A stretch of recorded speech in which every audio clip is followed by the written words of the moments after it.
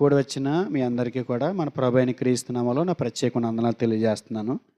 సామెతల గ్రంథం ఎందుకు చదవాలి, జీవిత సమస్యలకు పరిష్కారం అనేటువంటి ఈ యొక్క పాఠంలో 2 వారాల నుంచి విలువైన సంగతులు నేర్చుకున్నాం. 3వ వారం మరికొన్ని విలువైన సంగతులు నేర్చుకోవడానికి సిద్ధపడుతున్నాం. ఒకసారి 4 విషయాలు అంశాల వారీగా నేర్చుకోవడానికి ప్రయత్నం చేసాం. మనం 3 ప్రధాన భాగాలు ఉన్నాయి సామెతల గ్రంథానికి అని తెలుసుకున్న మనం అంశాల వారీగా 4 భాగాలని నేర్చుకున్నాం. మొదటి భాగంలో వ్యక్తిగత జీవితానికి సంబంధించిన సామెతలు చూసాం. రెండో భాగంలో మనం నేర్చుకున్నది ఏంటంటే కుటుంబ జీవితానికి సంబంధించిన సామెతలు. అంటే ఒక అంశాల వారీగా మనం నేర్చుకుంటూ వస్తున్నాం. అంశాల వారీగా విడగొడితేనే సామెతల గ్రంథం మనకి అర్థమవుతుంది. మొదటి భాగంలో నేర్చుకున్నది ఏంటి అంటే మానవుడు, ఒక మనిషి వ్యక్తిగతంగా ఈ భూమి మీద ఎలా బ్రతకాలి అనేది నేర్చుకున్నాం. అతి ముఖ్యంగా క్రీస్తు ప్రభువుని అంగీకరించి సంఘంలోకి చేర్చబడి క్రైస్తవుడిగా కొనసాగుతున్న వ్యక్తిగతంగా ఎలా బ్రతకాలి అనేది మనం ఆలోచన చేసాం. అలాగే సంఘము, అలాగే లోకంలో ఉన్నటువంటి కుటుంబాలు కూడా ఈ గ్రంథాన్ని చదువుతున్నప్పుడు అర్థం చేసుకోవాల్సిన మరొక సంగతి ఏంటంటే కుటుంబ జీవితానికి సంబంధించిన సామెతలు. కుటుంబాలను ఎలా కట్టుకోవాలో, కుటుంబంలో ఎలాంటి పరిస్థితులు ఉండాలో, ఏ కుటుంబం దేవునికరంగా ఉంటుందో, ఏ కుటుంబం అనేక మందికి ఆదర్శవంతంగా ఉంటుందో గత వారం నేర్చుకున్నాం. 8 విషయాలు నేర్చుకున్నాం. అందులో కుటుంబానికి సంబంధించి ఏమేమి ఉండాలి? మొదటిది సద్భక్తి, 2 సత్సంబంధాలు ఉండాలి, తర్వాత సంతుష్టి ఉండాలి, తర్వాత ఆ కుటుంబంలో సమాధానం ఉండాలి, తర్వాత సంతోషం, సమృద్ధి, సద్బోధ, క్రమశిక్షణ. ఇంకొక మాట కూడా మనం ఆలోచించాలి, సదుపాయం అనేది కూడా మనం చూడాలి. సదుపాయం అంటే దేవుడికి ఇస్తే ఆ కుటుంబంలో ఖచ్చితంగా దేవుడు వారి కష్టార్జితాన్ని ఆశీర్వాదకరంగా సమృద్ధికరంగా ఉంచుతాడని బైబిల్ చెప్తుంది. సామెతల గ్రంథం ముఖ్యంగా బోధిస్తుంది. ఏమండి, ఏం చేయాలి? సదుపాయం అంటే దేవుని యందు సద్భక్తి కలిగి ఉండాలి. మనం సక్రమంగా కష్టపడినటువంటి కష్టార్జితం అందులోంచి దేవునికి ఇచ్చి సమృద్ధిని పొందుకోవాలంటాడు. సామెతల గ్రంథం 3వ అధ్యాయము 9-10 వచనాలు చూడండి అమ్మా. రాబడి అంతట్లో ప్రథమ ఫలమును నీ ఆస్తిలో భాగమును ఇచ్చి యెహోవాను ఘనపరచుము. సదుపాయాలు ఎలా జరుగుతాయి? ఒక కుటుంబంలో కావలసిన సమయానికి అవసరాలు తీరటానికి ప్రధానమైనటువంటి కారణం ఏంటంటే మన ఆస్తిలో భాగం దేవునికి ఇచ్చి దేవుని ఘనపరచాలంట. ఎందుకంటే దేవుడు మనకి ఇస్తున్నాడు కాబట్టి మనకిచ్చింది తిరిగి ఇస్తామా లేదా అనేది ఆయన పరీక్ష అయి ఉండొచ్చు. ఎప్పుడు సదుపాయాలు బాగుంటాయి మనకి? మన ఆస్తిలో భాగం ఇచ్చి యెహోవాను కనపరచాలి. అప్పుడు ఏమవుతుంది? అప్పుడు నీ కొట్లలో ధాన్యము సమృద్ధిగా ఉండును, నీ గానుగులలో నుండి క్రొత్త ద్రాక్షరసము పైకి పొరిలిపారును. అంటే దేవునికి ఇచ్చి నష్టపోయిన వాళ్ళు లేరు, దేవునికి ఇవ్వక బాగుపడిన వాళ్ళు కూడా లేరు. దేవునికి ఇచ్చిన వాళ్ళని అడగండి, వాళ్ళు దీవించబడ్డారో, వారికి ఎలా దేవుడు సమృద్ధిని ఇస్తున్నాడో మనం గమనించాలి. ఎందుకంటే దేవుని వాక్యం అబద్ధం కాదు. కాబట్టి దేవునికి ఇచ్చి బలపడిన వాళ్ళు ఉన్నారండి. దేవునికి ఇచ్చి దీవించబడిన వాళ్ళు చాలామంది మనం చూస్తున్నాం. 13:22 చూడండి. నీతిమంతులకు మేలు ప్రతిఫలము వచ్చును, మంచివాడు తన పిల్లలను ఆస్తికర్తలుగా చేయను, పాపాత్ముల ఆస్తి నీతిమంతులకు ఉంచబడును. ఏమండి, ఒకవేళ నువ్వు దేవునికి ఇవ్వకపోతే కనుక నీ ఆస్తి తర్వాత వేరే వారికి సమకూర్చబడుతుంది. నువ్వు సంపాదించిన నువ్వు తినేది ఏముండదు. కానీ దేవునికి ఇస్తే అది ఏమవుతుంది? తను తింటాడు, తన పిల్లలను కూడా తింటారంట, ఆస్తికర్తలుగా మారుస్తారంట. అర్థమవుతుందండి? ఎవరికి ఇచ్చి కనపరచాలి? మన ఆస్తిలో భాగం దేవునికి ఇచ్చి ఆయన కనపరిస్తే, మన రాబడిలో దేవునికి ఇస్తే ఆశీర్వదించబడతాము అనేది కుటుంబంలో మరొక నియమం. కుటుంబ జీవితానికి సంబంధించినటువంటి సామెతల్లో మరొక సంగతి. ఈరోజు మనం నేర్చుకోబోతున్న మరొక అంశం ఏంటంటే, అంశాల వారికి ఎడగొట్టుకుంటున్నాం. ఒకటి వ్యక్తిగత జీవితానికి సంబంధించిన సామెతలు, రెండోది కుటుంబ జీవితానికి సంబంధించిన సామెతలు, మూడోది ఏంటంటే సామాజిక జీవితానికి సంబంధించిన సామెతలు.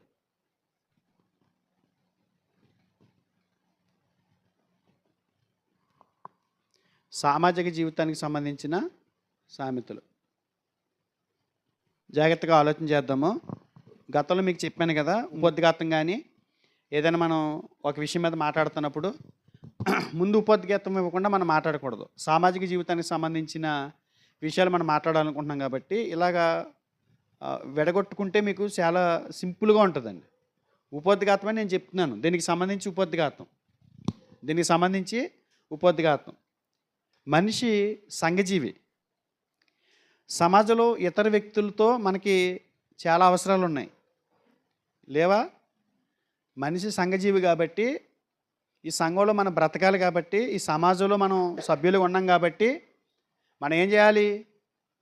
ఇతరులతో మనం సత్సంబంధాలు కలిగి ఉండాలి. ఓకే, ఎంతవరకు బాగానే ఉంది.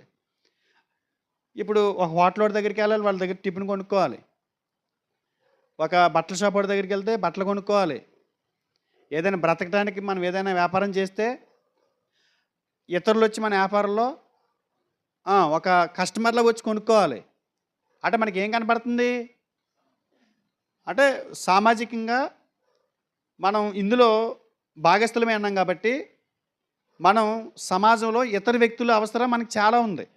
ఇతర వ్యక్తుల అవసరం మనకి లేదనుకోకూడదు. నేను అలాగే ఉంటాను, ఎవడ అవసరం నాకు లేదు అని బ్రతికితే కనుక నువ్వు ఒక్క గంట కూడా బతకలేవు. ఎందుకంటే ఇతరుల అవసరాలు మనకి చాలా ఉన్నాయి. ఈ విషయం తెలుసుకునే ముందు, ఈ విషయం ఆలోచించే ముందు, ఇతరుల అవసరం మనకి ఎంత ఉందని మనం అనుకుంటున్నామో మన అవసరం కూడా వాళ్ళకి అంతే ఉంటుంది. అర్థమవుతుందా? దేవుని పిల్లలు గమనించాల్సింది ఏంటంటే, నువ్వు బ్రతకడానికి, నువ్వు సంఘజీవి కాబట్టి నీకు బ్రతకడానికి ఇతరుల మీద నువ్వు ఎలా ఆధారపడాలో అలాగే ఇతరులు కూడా నీ మీద ఆధారపడటానికి ఇష్టపడతారు. వాళ్ళ అవసరం నీకున్నట్లుగానే నీ అవసరం వాళ్ళకి ఉంటుంది అని దేవుడు సామెతల్లో రాయిస్తున్నట్టు మనకు కనబడుతుంది. ఇది మొదటిది. రాసుకుంటారా? మనిషి సంఘజీవి. సమాజంలో ఇతర వ్యక్తులు మనకి ఎంత అవసరమో వారికి అంతే అవసరం. సామాజిక జీవితానికి సంబంధించి ఏం ఆలోచించాం? సమాజంలో ఇతర వ్యక్తులతో మనకి ఎంత అవసరం ఉందో వారికి అంతే అవసరం ఉంది. మరొక విషయం గమనించాల్సింది ఏంటంటే, ఒకరితో మరొకరు సంబంధం లేకుండా ఈ లోకంలో జీవించడం చాలా కష్టం. అలాగే కలిసి జీవించడంలో కూడా ఎన్నో కష్టాలు ఉన్నాయి. కొన్ని సందర్భాల్లో ఇరుగు పొరుగులతో కలిసి ఉండలేం, కానీ ఉండాలి. ఒక పక్క కష్టం కనబడుతుంది, ఒక పక్క మంచి కనబడుతుంది. దానికి సంబంధించి ఎలా నడుచుకోవాలన్నది మనకి అవగాహన. ఇది జీవితంలో ఒక సమస్యగా. కొంతమందితో బతకడానికి మనం ఇష్టపడుతున్నప్పుడు కొంతమందితో కష్టమైపోతుంది. మరి ఎలా నడవాలి? వాళ్ళతో మనకి ఇష్టమైన వాళ్ళతో బాగానే నడుస్తాం, మరి ఇష్టం లేని వ్యక్తులతో ఎలా నడాలి అనే దాని గురించి సామెతలు మనం నేర్చుకోలే సిద్ధపాటు కలిగి ఉన్నాం. రాసుకున్నారమ్మా? మూడేంటంటే ఇందులో మూడోది, అందరితో ప్రేమ కలిగి వారికి ఆశీర్వాదకరంగా జీవించాలన్నదే. అందరితో ప్రేమ కలిగి వారికి ఆశీర్వాదకరంగా జీవించాలన్నదే దేవుని ఉద్దేశం. అందుకే మనల్ని ఇంకా ఈ లోకంలో ఉంచాడు దేవుడు. ఒకవేళ సరిగా రాసుకోలేకపోయినా ఒక లైన్ ఖాళీ ఉంచేసుకోండి, తర్వాత యూట్యూబ్లో చూస్తారు కదా, రాసుకోవడానికి మీకు వీలవుతుంది. ఈ మూడు రాసుకున్నారు కదా. ఇప్పుడు ఏమైంది మనకి? ఇందులో ఉపోద్ఘాతమైంది. సామాజిక జీవితానికి సంబంధించిన సామెతలకు సంబంధించి ఉపోద్ఘాతం. మీరు అన్నీ ఒకే రకంగా చెప్పక్కర్లా, అన్నీ ఒకే ఊకదంపుడు అంటే చూసారు, అలా చెప్పక్కర్లా. సామాజిక జీవితం గురించి తీసుకున్నారనుకోండి, చిన్నగా ఈ ఉపోద్ఘాతం ఇచ్చి నేను ఇప్పుడు ఒక 7-8 పాయింట్లు చెప్తాను అనుకోండి, ఒక్కొక్క పాయింట్ దాన్ని హైలైట్ చేసుకోవాలి, మళ్ళీ తర్వాత ఇది మాట్లాడి తర్వాత ఇంకో పాయింట్ హైలైట్ చేసుకోవాలి. అంటే సామాజిక జీవితానికి సంబంధించిన బాధ్యతలు మనకి చాలా ఉన్నాయి. ఈ లోకంలో బ్రతుకుతున్నామంటే మాకు ఎవరికి సంబంధం లేదండి, మేముగా ఉంటాం, మేము 4 గోళ్ళమయ్యని ఉంటాం, మాకు ఎవరు అవసరం లేదు, మేము ఎవరికి ఉపయోగపడం అన్నట్టుగా బ్రతికితే అది దేవునికి ఇష్టమైన కార్యం కాదు. ఎందుకంటే ఇతరుల మీద ఆధారపడకుండా మనం బ్రతకలేం. ఒక రైతుతో పరిచయం ఉండాలి, ఒక వ్యవసాయకుడు, ఒక ఐరన్ చేసుకునే వ్యక్తితో మనకి సంబంధాలు ఉండాలి. లేకపోతే టిఫిన్ అమ్మే వాళ్ళతో సంబంధాలు ఉండాలి. లేకపోతే ఎలా బ్రతకగలం కదా? మనం అలా కూర్చుని ఉంటే బ్రతకలేం. లేదనుకుంటే మేము ఒకవేళ పిండి ఉందనుకోండి, పిండి తెచ్చుకోవాలనుకోండి, ఆ పిండి గురించి మేము మేము రుబ్బేసుకుంటాము, మా ఇంటి దగ్గర వేసేసుకుంటాం అన్నారనుకోండి, మరి మినిమం అమ్మి వాడి దగ్గరికైనా వెళ్ళాలిగా, కిరాణా షాప్ వాడి దగ్గరికి వెళ్ళాలిగా. అబ్బాయి మేము లేదు కిరాణా షాప్కి కూడా వెళ్ళమంటే ఎక్కడికి వెళ్తాం? మనం హోల్సేల్ షాప్ దగ్గరికి వెళ్ళాలిగా. హోల్సేల్ షాప్కి కూడా వెళ్ళాలంటే ఎక్కడికి వెళ్తాం మరి కదా? అంటే ఖచ్చితంగా ఇతరుల మీద ఆధారపడి బ్రతికేవాడే సంఘజీవి. సంఘంలో జీవిస్తున్నాం కాబట్టి మనకి ఈ సత్సంబంధాలు ఉంటున్నాయి.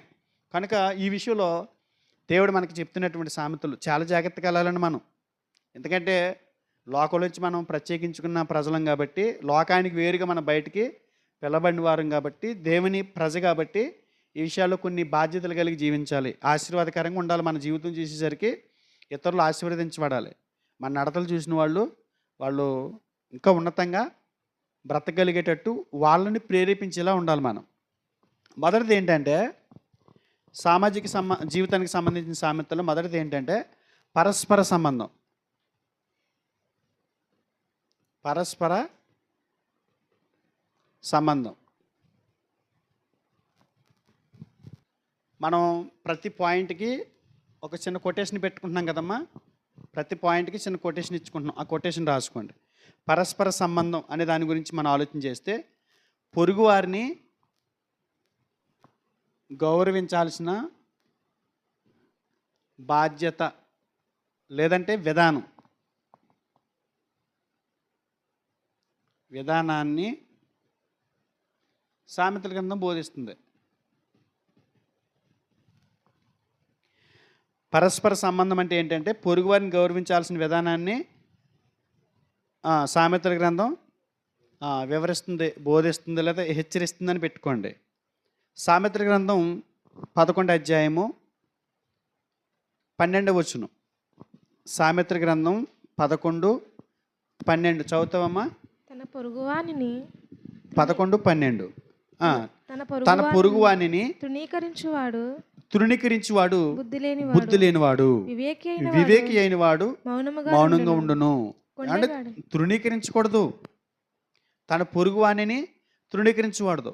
చాలామంది క్రైస్తవేతరులు తృణీకరిస్తారు. ఇప్పుడు క్రైస్తవులు వెళ్తున్నారు అనుకోండి, క్రైస్తవుల దగ్గరికి రానవట్లేదు. క్రైస్తవేతరులు ఎలా ఉన్నారు? వాళ్ళ పరిస్థితులు ఎలా ఉన్నాయి? రంగును బట్టి, కులాన్ని బట్టి, వాళ్ళ వృత్తులను బట్టి తృణీకరిస్తుంటారు కదా. కొన్ని జాతుల వారు ఎదురొస్తే వాళ్ళ పక్కకి వెళ్ళిపోతారు. కొంతమంది వ్యక్తులు ఎదురొస్తుంటే, భర్త చనిపోయిన స్త్రీలు వస్తుంటే ఆగిపోతారు కదా. అంటే వాళ్ళు ఏం చేస్తున్నట్టు? తృణీకరిస్తున్నారు. తన పొరుగువాడిని తృణీకరించేవాడు బుద్ధి లేనివాడు. కులాన్ని బట్టో, రంగుని బట్టో, లేకపోతే వృత్తిని బట్టో వారిని తక్కువగా భావించడం అనేది సామెతల గ్రంథం హెచ్చరిస్తుంది. అలా ఉండకూడదు, తృణీకరించకూడదని కాదండి.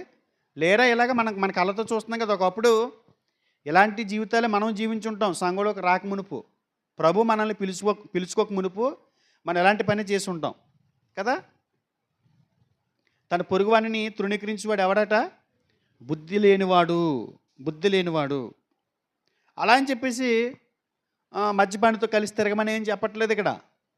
ఒక తాగుబోతుడితో లేకపోతే ఒక పాపం చేసిన వాడితో చట్టపట్టాలేసిన తిరగమని కాదు ఇక్కడ.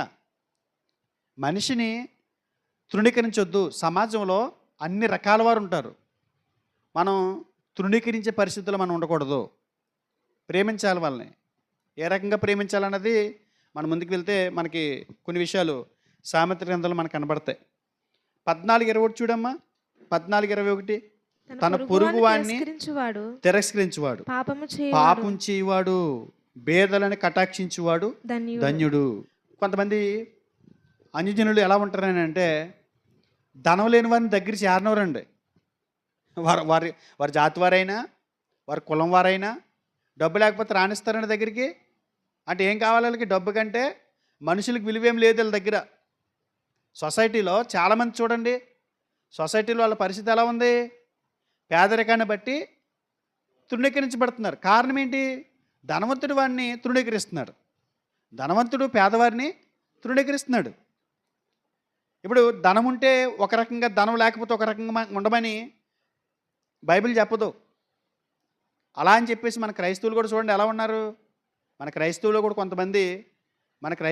కొంతమంది డబ్బున్న వాళ్ళని ప్రేమించడం, డబ్బు లేని వాళ్ళని తృణీకరించడం చేస్తుంటారు.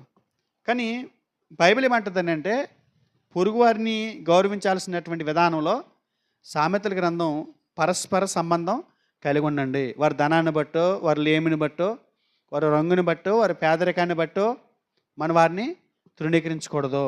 తృణీకరిస్తే మనం ఏం చేసిన వాళ్ళు అవుతాం? పాపం చేసిన వాళ్ళు అవుతాం అంట. సామెతలు ఇదే చెబుతుందండి కదా. ఇదివరకే చేసాం కదా ఇలాగా. నేను చదువుకునే టైంలో డబ్బున్న వాళ్ళందరూ కుర్రోళ్ళు వాళ్ళకు గ్రూపుగా తిరిగివారండి.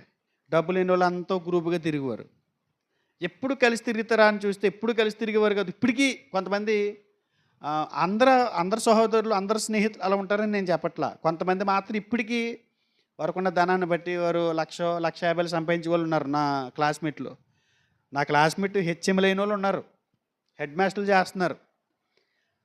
వాళ్ళు నాతో ఎప్పటికప్పుడు మెసేజ్లు చేస్తుంటారు, మెసేజ్లు చూస్తుంటారు, ఫ్రీగా ఉంటారు, ఎక్కడికైనా వచ్చినప్పుడు కలుద్దామని చెప్తుంటారు. అది పేదరికాన్ని బట్టి కాదు, వాళ్ళ దగ్గర ప్రేమ ఉంది. అందరినీ నేను అలా అనట్లా. క్రైస్తవులు మనం గమనించాల్సిన విషయం ఏంటంటే, మనం ఎవరైనా పేదవారు కనపడినా, పేదలు కనపడినా, లేకపోతే ఈ లోకలు పెట్టేశారు కదా, కులాలు పెట్టేశారు కదా, పెద్ద కులం, చిన్న కులం, ఆ చిన్న కులం అని. ఒకవేళ అలాంటి భావాలతోటి లోకం బ్రతుకుతుంది కాబట్టి అలాంటి వాళ్ళు ఎదురైనప్పుడు ఒకవేళ మనది పెద్ద కులం అయితే కనుక వాళ్ళతో తిరుగుతున్నప్పుడు వాళ్ళు ఇబ్బంది పెడుతున్నా కూడా వాళ్ళని పట్టించుకోవద్దండి. లోకపరంగా కులాల గురించి మాట్లాడుతున్నాం తప్ప అసలు మనకైతే కుల ఫీలింగే ఉండకూడదు. అసలు దేవుడు దాన్ని అసలు సహించడు. ఎందుకంటే మనుషులందరూ ఒకరి నుండే వచ్చారు భూమి మీదకి. ఆ ఒకడు దేవుడు కలగజేస్తే వచ్చినాడు. ఒకవేళ ఆ ఒకడికి కులం ఉంటే కనుక దేవుడికి కూడా ఏముండాలి? కులం ఉండాలి. కాబట్టి ఈ విషయాల్లో కొద్ది జాగ్రత్త వహించండి అని సామెతల గ్రంథం మనల్ని హెచ్చరిస్తుంది. ఏం చేయాలి? వారితో కలిసి పరస్పర సంబంధాలు కలిగి ఉండాలి కదండి. ఇప్పుడు కొంతమంది ఏం చేస్తారో తెలుసండి, వాడు ఎంత దుర్మార్గంగా బ్రతికినా మనోడే అన్న టైపులో ఉంటారు వాళ్ళు. వాడు నీచి పనులు చేసినా కూడా మన జాతే అంటుంటారు కదా. కానీ మంచోడైనా కూడా వాళ్ళ కులం కాకపోతే దగ్గర చేరనవరు. కాబట్టి క్రైస్తవులకు మనం అలాంటి పరిస్థితులు కలిగి ఉండకూడదు. ఎందుకంటే మనం సంఘజీవులం, ప్రతి ఒక్కరి అవసరం మనకుంది. ఒక రైతు పండించేస్తే ధాన్యం మన నోటికి వచ్చేస్తుందా? నోటికి ఆహారం వస్తుందంటే ఎంతమంది, ఎన్ని కులాలు కష్టపడితే వచ్చినాయి మన నోటికి ఆహారం? ఏమండి, గట్లంకలు కొట్టేదేమో ఒక కులం, నారులు నాటేదేమో ఒక కులం, కోత కోసేదేమో ఒక కులం, ధాన్యం ఎగరపోసేదేమో ఒక కులం, ఆ ధాన్యం పట్టేది ఒక కులం, ఆ ధాన్యం రైస్ మిల్లుకి వచ్చి కొనేవాడు ఒక కులం, అది రైస్ ఆడిన తర్వాత కిరాణా కొట్లు అమ్మేవాడు ఒక కులం. ఇన్ని కులాలు కలుస్తాను కానీ నోటికి ముద్ద వెళ్ళట్లేదు. మన సంఘజీవులు ఈ సంగతిని గుర్తించాలి. అయితే ఒక విషయం, వారు ఎలాంటి వారైనా సరే మన ప్రవర్తన యథార్థంగా ఉంటేనంట శత్రువులు సహా మిత్రులుగా మారిపోతారంట. ఏమండి, కొంత సందర్భాల్లో ఏమంటే మేము కలిసి ఉందాం అనుకుంటామంటే వాళ్ళు మమ్మల్ని ఇబ్బంది పెడుతున్నారని అంటుంటారు కదా. మమ్మల్ని చాలా ఇబ్బంది పెడుతున్నారు, మమ్మల్ని శత్రువుల్లో చూస్తున్నారండి. నేను ఏనాడు ఏమి అనలేదండి అతన్ని. ఎందుకు నన్ను చూసేదోడికి పగబట్టేస్తున్నాడు, నన్ను చూసేదోడికి ఇబ్బంది పెట్టేస్తున్నాడు, నన్ను అదొక రకంగా ఇతరుల దగ్గర చెడ్డ సాక్ష్యం చెప్తున్నాడు, నా గురించి బ్యాడ్ ప్రచారం చేస్తున్నాడు అని మనం బాధపడుతుంటాం కదా. అలాంటి వాళ్ళు కూడా ఉన్నారని చెప్తుంది బైబిల్. పరస్పర సంబంధం కలిగి ఉండమని చెప్పాం కదా. మరి మనల్ని ఇబ్బంది పెడుతున్నాడు, ఇబ్బంది పెట్టే వ్యక్తి విషయంలో ఎలా ఉండాలి? దాని గురించి ఆలోచించారు. సామెతల గ్రంథం 16:7 ఒకని ప్రవర్తన యెహోవాకు ప్రీతికరమగునప్పుడు ఆయన వాని శత్రువులను సహా వానికి మిత్రులుగా చేయును. ఏమండి, మన శత్రువులు కూడా ఏం చేస్తాడట? మిత్రులుగా మారుస్తాడంట. ఎప్పుడు? మన ప్రవర్తన యెహోవాకు ప్రీతికరమగినప్పుడు, మన ప్రవర్తన దేవునికి నచ్చితే ఎలా మారుస్తాడంట? శత్రువులను కూడా మిత్రులుగా మారుస్తాడంట. చూద్దామా బైబిల్లో ఒక సంఘటన. అమ్మా బైబిల్ ఒక సంఘటన చూద్దామా. ఒక వ్యక్తి మరొక వ్యక్తిని ఎలా చూస్తున్నాడో, అతన్ని ఎలా మార్చుకున్నాడో ఒకసారి ఆలోచించేద్దాం. సమూయేలు మొదటి గ్రంథం 18వ అధ్యాయం 9వ వచనం చూద్దామా. కాబట్టి నాట నుండి సౌలు దావీదు మీద విసపు చూపు నిలిపాను. అంటే దావీదు గారు చేసిన తప్పేమి లేదండి. ఇక్కడ సౌలు గారు ఏం చేస్తున్నాడు దావీదు గారిని? అమ్మా ఏం చేస్తున్నాడు? విసపు చూపు అంటే ఏంటి? అసలు దాన్ని దేవుడు ఎలా ఎందుకు గ్రహించాడు? ఇంకెంతకంటే భయంకరమైన చూపు భూమి మీద లేదేమో. విషం అంటే కళ్ళలోనే ఏముంది? విషం.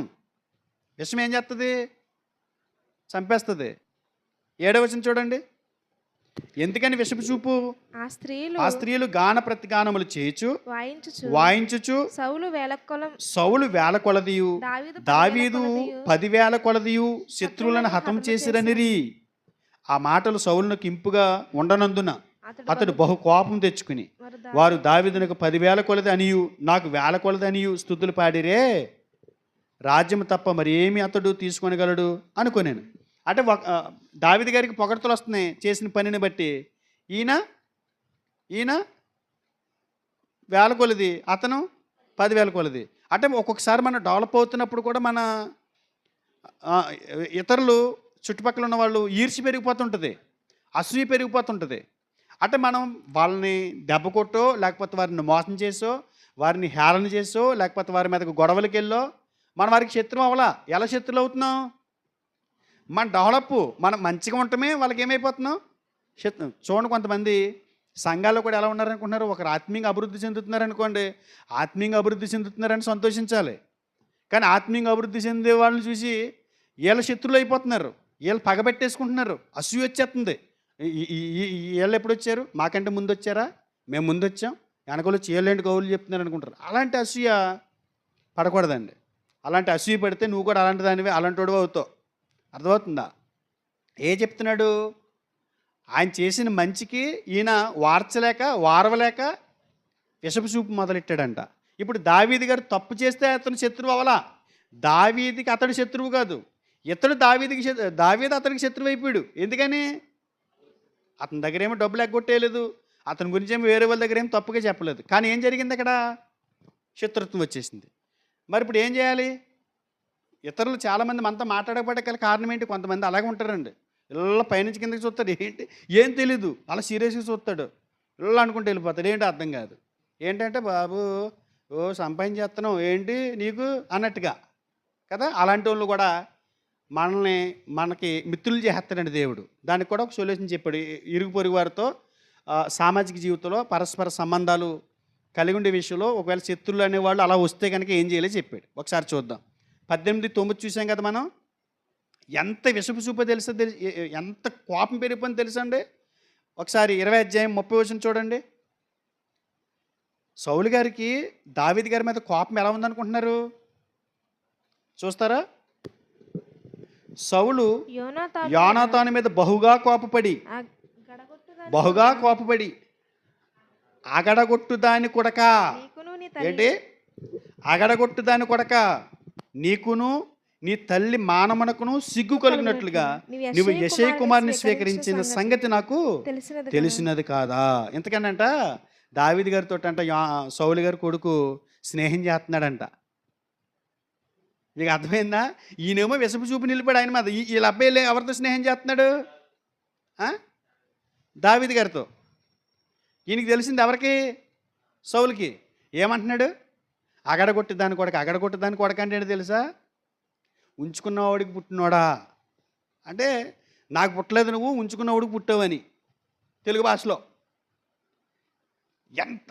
ఎంత కోపం ఉంటే మాట్లాడతాడు దావీదు గారి మీద, ఈయన మీద కాదు. అంటే దావీదు మీద ఎంత పగట్టేశాడు చూడండి సౌలు గారు.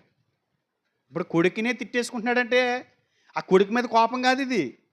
నా శత్రువుని నువ్వు ప్రేమిస్తావా? అంత శత్రువా దావీదు గారు? లోకంలో కూడా ఎలాంటి పరిస్థితులు ఎదురవుతాయి. చూద్దాం ఇంతకీ దావీదు గారు ఏం చేశాడు చూద్దాం. ఇంత పగ, ఇంత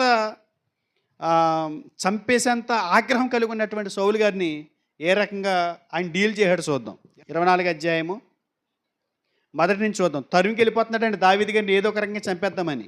సౌలు మొదటి వచనం. ఫిలిష్తీయులను సౌలు ఫిలిష్తీయులను తరుముటమాని తిరిగి రాగా దావీదు ఎన్గేది ఎందేది అరణ్యమందున్నాడని అతనికి వర్తమానం వచ్చింది. అప్పుడు సౌలు ఇశ్రాయేలీయులందరిలో నుండి 3,000 మందిని ఏర్పరచుకుని వచ్చి కొండ మేకలకు వాసములకు శిలాపర్వతముల మీద దావీదును అతని జనులను వెదుకుటకై బయలుదేరండి. అంటే దావీదుని ఏదో ఒక రకంగా చంపేద్దామని తరుముతున్నాడు. తరుముతూ ఒక ప్రాంతానికి వచ్చాడు. ఆ ప్రాంతానికి వచ్చినప్పుడు ఏం జరిగిందని చదువుతున్నాను చూడండి. మార్గముననున్న గొర్రెల దొడ్లకు అతడు రాగా అక్కడ గుహ ఒకటి కనబడాను. అందులో సౌలు సంకానివర్తికి పోగా దావీదును అతని జనులను ఆ గుహ లోపల భాగములలో ఉండిరి. సంకానివర్తికి అంటే ఏంటి తెలుసా? నివృత్తి అంటే ఏంటి? ఫ్రీ అయిపోవటం అనమాట. అంటే ఈయనకి అక్కడికి వెళ్ళిన తర్వాత బహిర్భూమికి వచ్చింది, బాతునికి వచ్చింది మన భాషలో. ఎవరికి? సౌలు గారికి. ఇక ప్లేస్ లేదు. ప్లేస్ లేకపోతే ఎక్కడికి ఎట్టుకెళ్ళాడు? ఆ గుహ ఏదో ఉంటే గుహలోకి వెళ్ళాడంట, సంకాని వృత్తికి వెళ్ళాడంట. వెళ్తే ఏం జరిగిందో చూద్దాం. ఏం జరిగింది? సంకాని వృత్తికి పోగా దావీదును అతని జనులను ఆ గుహ లోపల భాగంలో ఉండేది కనుక దావీదు జనులు అదిగో నీ దృష్టికి ఏది మంచిదో అది నీవు అతనికి చేయనట్లు నీ శత్రువుని నీ చేతికి అప్పగింతునని యెహోవా నీతో చెప్పిన దినం వచ్చినని అతనితో అనగా దావీదు లేచి వచ్చి సౌలునకు తెలియకుండా అతని పై వస్త్రము చెంగును కోసెను. సంకాని వృత్తికి వెళ్ళి బాతునికి వెళ్ళి శుభ్రంగా హాయిగా రెస్ట్ తీసుకుంటున్నాడు, పడుకుంటున్నాడు. కాసేపు ఆగిన తర్వాత వెళ్దాము, రెస్ట్ తీసుకొని నడిచి వచ్చాం కదా అని. దావీదు గారు ఆల్రెడీ ఎక్కడ ఉన్నాడు? ఆ గుహలోనే ఉన్నాడు. ఇప్పుడు పడుకున్న వాడిని చంపేయచ్చా? చాలా సింపుల్గా చంపేయచ్చు. సౌలు పై వస్త్రమును తాను కోసినని దావీదు మనసు నొచ్చి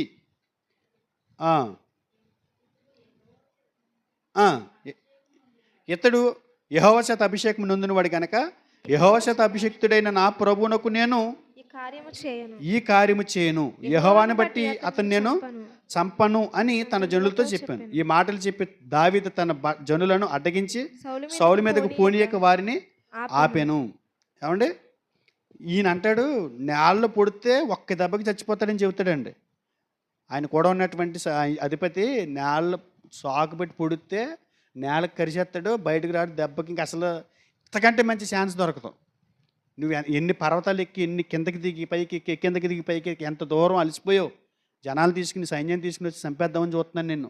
ఇంతకంటే మంచి అవకాశం దొరుకుతుందా? దేవుడే నీకు అవకాశం ఇచ్చాడు, లేపేమంటుంటే దావీదు గారు ఏమంటున్నాడు? నేను చంపను, ఎందుకంటే దేవుని చేత అభిషేకం పొందిన వ్యక్తి, నేను చంపకూడదు అన్నాడు. మరి చంపకూడదని అంటే దేవుడిచ్చిన అవకాశం కదా. ఏం చేయాలి దావీదు గారు? ఒకవేళ వెళ్ళిపోయాడు అనుకోండి, ఏం చేస్తాడు? దావీదు గారు వెళ్ళిపోయాడు అనుకోండి, ఒకవేళ దావీదు గారిని ఏం చేయలేకపోయాడు తర్వాత కాలాల్లో అనుకుందాం. సౌలు ఏమంటాడు? నన్ను ఏం చేయలేకపోయారు నువ్వు అంటాడు. అందు గురించి దావీదు గారు ఏం చేశాడంటే తెలుసా? పడుకున్నప్పుడు వస్త్రపు చింగ్ కట్ చేసుకొచ్చాడంట. ఆయన డ్రెస్ కట్ చేశాడు అనుకోండి, ఆ డ్రెస్ ఎందుకు కట్ చేశాడు? నిన్ను చంపే అవకాశం నాకు వచ్చింది కానీ నేను నిన్ను వదిలేశాను అని గుర్తు చూపించలేదు అనుకోండి, నమ్మడు. నువ్వు నన్ను ఏం చేయగలవు అంటాడు అప్పటికి. అందుగురించే చూడండి అసలు ఎంత ఆశ్చర్యం వేస్తుందంటే 16 వచనం 15 చూద్దాం. యెహోవా నీకును నాకును మధ్య న్యాయాధిపతి తీర్పు తీర్చునుగాక, ఆయనే సంగతి విచారించి నా పక్షమును వ్యాజ్యమాడి నీ వశము కాకుండా నన్ను నిర్దోషంగా తీర్చునుగాక. దావీదు ఈ మాటలు సౌలుతో మాట్లాడి చాలింపగా, సౌలు మాట్లాడుతున్నాడు చూడండి. సౌలు గారు ఎవరండి?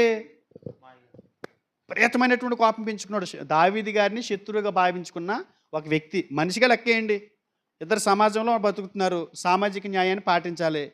దావీదు గారిని చంపేద్దామని చూస్తున్నాడు ఏం చేయకుండానే. కానీ ఇప్పుడు సౌలు గారు మాట్లాడుతున్నాడు ఏమని? దావీదా నాయనా ఈ పలుకు నీదేనా అని బిగ్గరగా ఏడ్చి దావీదుతో ఇట్లనెను, యెహోవా నన్ను నీ చేతికి అప్పగింపగా నన్ను చంపక విడిచినందుకు ఈ దినమున నీవు నా అపకారమునకు ఉపకారం చేసిన వాడవై నా ఎడలు నీకున్న ఉపకార బుద్ధిని వెల్లడి చేసేది కనుక నీవు నాకంటే నీతిపరుడవు. ఎలా మారిపోయాడు? శత్రువు. దావీదు గారి ప్రవర్తన ఎలా ఉంది? న్యాయయుక్తంగా ఉంది, యథార్థంగా ఉంది. ఒకని ప్రవర్తన యెహోవాకి ఇష్టమైతే ఎలా ఉంటుందంట? శత్రువులను కూడా మిత్రులుగా మార్చేస్తాడంట. శత్రువుల్ని మిత్రులుగా మార్చేస్తాడంట. మారిపోయాడా ఒక శత్రువు? ఎలా మార్చాడు? లంచం ఇచ్చాడా? ఎలా మార్చుకున్నాడు? ప్రవర్తన. చదువుతారు కిందకి 19వ వచనం. ఒకనికి తన శత్రువు దొరికిన ఎడల మేలు చేసి పంపివేయినా ఈ దినమున నీవు నాకు చేసిన దాన్ని బట్టి యెహోవా ప్రతిగా నీకు మేలు చేయనుగాక. నిశ్చయముగా నీవు రాజు వగుదువనియు ఇశ్రాయేల్ రాజ్యము నీకు స్థిరపరచబడుననియు నాకు తెలియను. కాబట్టి నా తర్వాత నా సంతతి వారిని నీవు నిర్మూలన చేయకుండాకున్నట్లు నా తండ్రి ఇంటిలో నుండి నా పేరు నీవు కొట్టివేయకుండానట్లును యెహోవా నామము నాకు ప్రమాణం చేయము. అంతటా దావీదు సౌలునకు ప్రమాణం చేశాను. అప్పుడు సౌలు ఇంటికి తిరిగి వచ్చాను. అయితే దావీదును అతని జనులు తన కొండ స్థలములకు వెళ్ళిపోయేరి. అంటే శత్రువు సహా ఎలా మారిపోయాడు? దావీదు గారికి మిత్రుడిగా మారిపోయాడు. ఎందుకని? సామెతలు 16:7 ఏమన్నాడు? ఏమండి? సామెతలు 16:7 ఏమన్నాడు? ఒకని ప్రవర్తన యెహోవాకు ప్రీతికరమగినప్పుడు ఆయన వాని శత్రువుని సహా వానికి మిత్రులుగా చేయను. అంటే మనకి శత్రువులు ఎందుకుంటారు? మన క్రైస్తవుడికి శత్రువు ఉన్నాడంటే ఏంటి అర్థం? మన ప్రవర్తన దేవునికి ప్రీతికరంగా లేదు. అర్థమవుతుందా? పరస్పర సత్సంబంధాలు ఎవరికి ఉండాలి? దేవుని పిల్లలకు ఉండాలి. మనం సామాజిక జీవితానికి సంబంధించిన సామెతలో పరస్పర సంబంధం గురించి ఆలోచన చేస్తే మనం ఇతరుల పట్ల, పొరుగువారిని పట్ల గౌరవించాల్సిన విధానాన్ని మనం పాటిస్తే శత్రువులు కూడా మిత్రులుగా మారిపోతాడు. పేదరికాన్ని బట్టి, కులాన్ని బట్టి, ప్రాంతాన్ని బట్టి మనం ఇతరులని తృణీకరించకూడదు అని సామెతలు మనకి హెచ్చరిస్తుంది. 2 ఓకేనా? ఇక్కడ వరకు అమ్మ, ఇక్కడ వరకు ఓకేనా? 2 రెండో విషయం రాసుకోండి. పరస్పర సమాధానం. సమాజంలో మనం ఎలా ఉండాలి? పరస్పర సమాధానం కలిగి ఉండాలి. మళ్ళీ లైన్ రాసుకోండి. తరచుగా సమాధానానికి భంగం కలిగించేవి, కలహాలు, జగడాలు. ఇవి చిన్న చిన్నవే అయినా ఏం కోల్పోతాం మనం? మన సంబంధాలకు ఏం కలిగిస్తాయి? ముప్పు. మన సంబంధాలకు ముప్పు కలిగిస్తాయి. చూద్దామా కొన్ని విషయాలు? సామెతల గ్రంథంలో సామాజిక జీవితానికి సంబంధించినటువంటి సామెతలు వివరించాలి అని చెప్పాడు. సామెతల గ్రంథం 3వ అధ్యాయము 30వ వచనం. నీకు హాని చేయని వానితో నిర్నిమిత్తముగా జగడమాడవద్దు. నీకు హాని చేయని వానితో నిర్నిమిత్తముగా జగడమాడవద్దు. ఏమండి? హాని చేయని వాళ్ళకి కూడా జగడం పెట్టుకుంటారా? హాని చేయని వాళ్ళకి కూడా దెబ్బలు పెట్టుకుంటారా? ఎట్టుకోరా? కొంతమంది అవసరం లేకపోయినా కావాలని గెలికి గొడవ పెట్టుకుంటారు కదా. రోడ్ల మీద మనం చూస్తుంటాం. బండి అడ్డగొందతి ఇలాంటి గొడవలు చీపు ట్రిక్కులు చేస్తుంటారు. అంటే అతనికి ఉన్నటువంటి బలాన్ని బట్టి, అతనికి ఉన్నటువంటి పదవుని బట్టి, అతనికి ఉన్న కండ చూసుకునో లేదా ఏదో చూసుకునో ఇతరులతో ఊరకనే గొడవ పెట్టుకుంటుంటారు. కానీ బైబిల్ ఏమంటుందంటే నీకు హాని చేయని వానితో నిర్నిమిత్తంగా జగడమాడవద్దు. అంటే హాని చేసేవాడితో జగడమాడమేనా? ఇందాక దావీదు గారు ఏం చేశాడు? జగడమాడా? కత్తులు కటారులు పట్టుకెళ్ళాడా? లేకపోతే ఈట్లు వాడాడా? బాణాలు వదిలాడా? సౌలు గారిని ఎలా చంపాడు? సౌలు గారిని ప్రేమతో, మంచి ప్రవర్తనతో చంపేశాడు. శత్రువు ఉన్నాడు ఆయనకి? లేడు. సామెతలు 20వ అధ్యాయం 3వ వచనం చూడండి. కలహమునకు దూరంగా ఉండుట నరులకు ఘనత, మూర్ఖుడైన ప్రతివాడును పోరునే కోరును. ఊరకనే గిలిగిల్లి కజ్జలు పెట్టుకునే రకాలు అన్నమాట. వీళ్ళు అసలు ఏమీ లేదు. దాడి పక్కన గొడవ ఏమీ లేదు. ఏంటి మురికేది? ఏంటి చెత్త? ఏంటి ఇక్కడ? ఆకులు ఏంటి ఇక్కడ? ఎగురొచ్చేస్తున్నాయి, మా గుమ్మాల పడుతున్నాయి. అవసరం లేదు, అసలు అవసరం లేదు. ఏమైపోద్దండి? వస్తే ఆకులు పడితే ఏమవుతుంది? చెత్త పడితే ఏమవుతుంది? లేదా ఇలాంటివి పెట్టుకోరా? ఏంటి మా గుమ్మాలోంచి నడిచి వెళ్ళిపోతున్నారు, మీరు కడగరా అంటే ఎలాగా? లేరు. ఎలాగా? ఎక్కడో పక్కన పెట్టేయండి, మన క్రైస్తవులే ఉన్నారు అలాగా. మన క్రైస్తవులే ఉన్నారు. మీ మీ దడి మా పక్క వాలిపోయిందయ్యా, తీస్తావా కేసెట్టమంటావా ఏంటి? అదేదో వర్షానికో గాలికో వాలింది. అప్పుడు ఈలోగా ఎక్కడికి వెళ్ళిపోతున్నాడు? స్టేషన్ మెట్లు ఎక్కేస్తాడంట. ఏంటి ఇప్పుడు ఇంతకీ ఇతడు ఏ రకం వీడు? మూర్ఖుడు. ఆడేం కోరుకుంటాడు? కొంతమంది అండి గొడవలు ఉంటేనే ఆకలి తీరుతుందండి వాళ్ళకి. కడుపు నిండగా ఆకలి తీరుతుంది, కంటి నిండా నిద్రపోతారు. ఎవరాళ్ళు? గొడవలు పోరును కోరుకునేవారు. పోనీ ఇంట్లో భర్త అంటే పోనీ పక్కన పెట్టే పడతాడు, ఇంట్లో భార్య అంటే పడద్ది పక్కన పెట్టే. ఈ బయట వాళ్ళు కూడానా? బయట వాళ్ళ దగ్గర కూడా ఇదే తంత. ఎక్కడికి వెళ్తే అక్కడ ఇదే తంత. నాకు తెలిసిన ఒక ఆవిడ ఉంది, అసలు అందరితో గొడవలే. ఆవిడ గొడవ లేకపోతే నిద్ర ఎట్టదు ఆవిడకి. అమ్మాయ ఇవాళ ప్రశాంతంగా నిద్ర ఎట్టింది అంటదంట, ఆ రోజు ఎవరితో గొడవ పెట్టుకుంటే. అంటే ఆమె మూర్ఖురాలు అయి ఉండాలి కదా. కలహాలకు దూరంగా ఉండేవాడు ఏం పొందుతాడంట? ఘనత పొందుతాడంట, ఘనత. కాబట్టి ఎప్పుడు కూడా మనం గొడవలు పెట్టుకోవడానికి ముందుకెళ్ళిపోకూడదు. పరిస్థితులు ఏమైనా సరే మనకి సమాధానంగా ఉండమని బైబిల్ చెప్తుంది. సామెతల గ్రంథం 25వ అధ్యాయము 8వ వచనం. ఆలోచన లేక వ్యాజ్యమాడుటకు పోకుము. నీ పొరుగువాడు నిన్ను అవమానపరిచి దాని అంతమున ఇక నీవేమి చేయదు అని నీతో అనునేమో. ఏమండి? ఆలోచన లేక వ్యాజ్యమాడుటకు పోకుము. కొంతమంది గొడవలకు వెళ్ళిపోతారు. ఎలా దూసిపోతారో వాళ్ళ దగ్గర ఇంతంత జ్ఞానం కూడా, ఇంత ఆలోచన కూడా వాళ్ళకి ఉండదంటండి. ఎంతసేపు గొడవలే గొడవలే గొడవలే గొడవలు పెట్టుకుంటారు.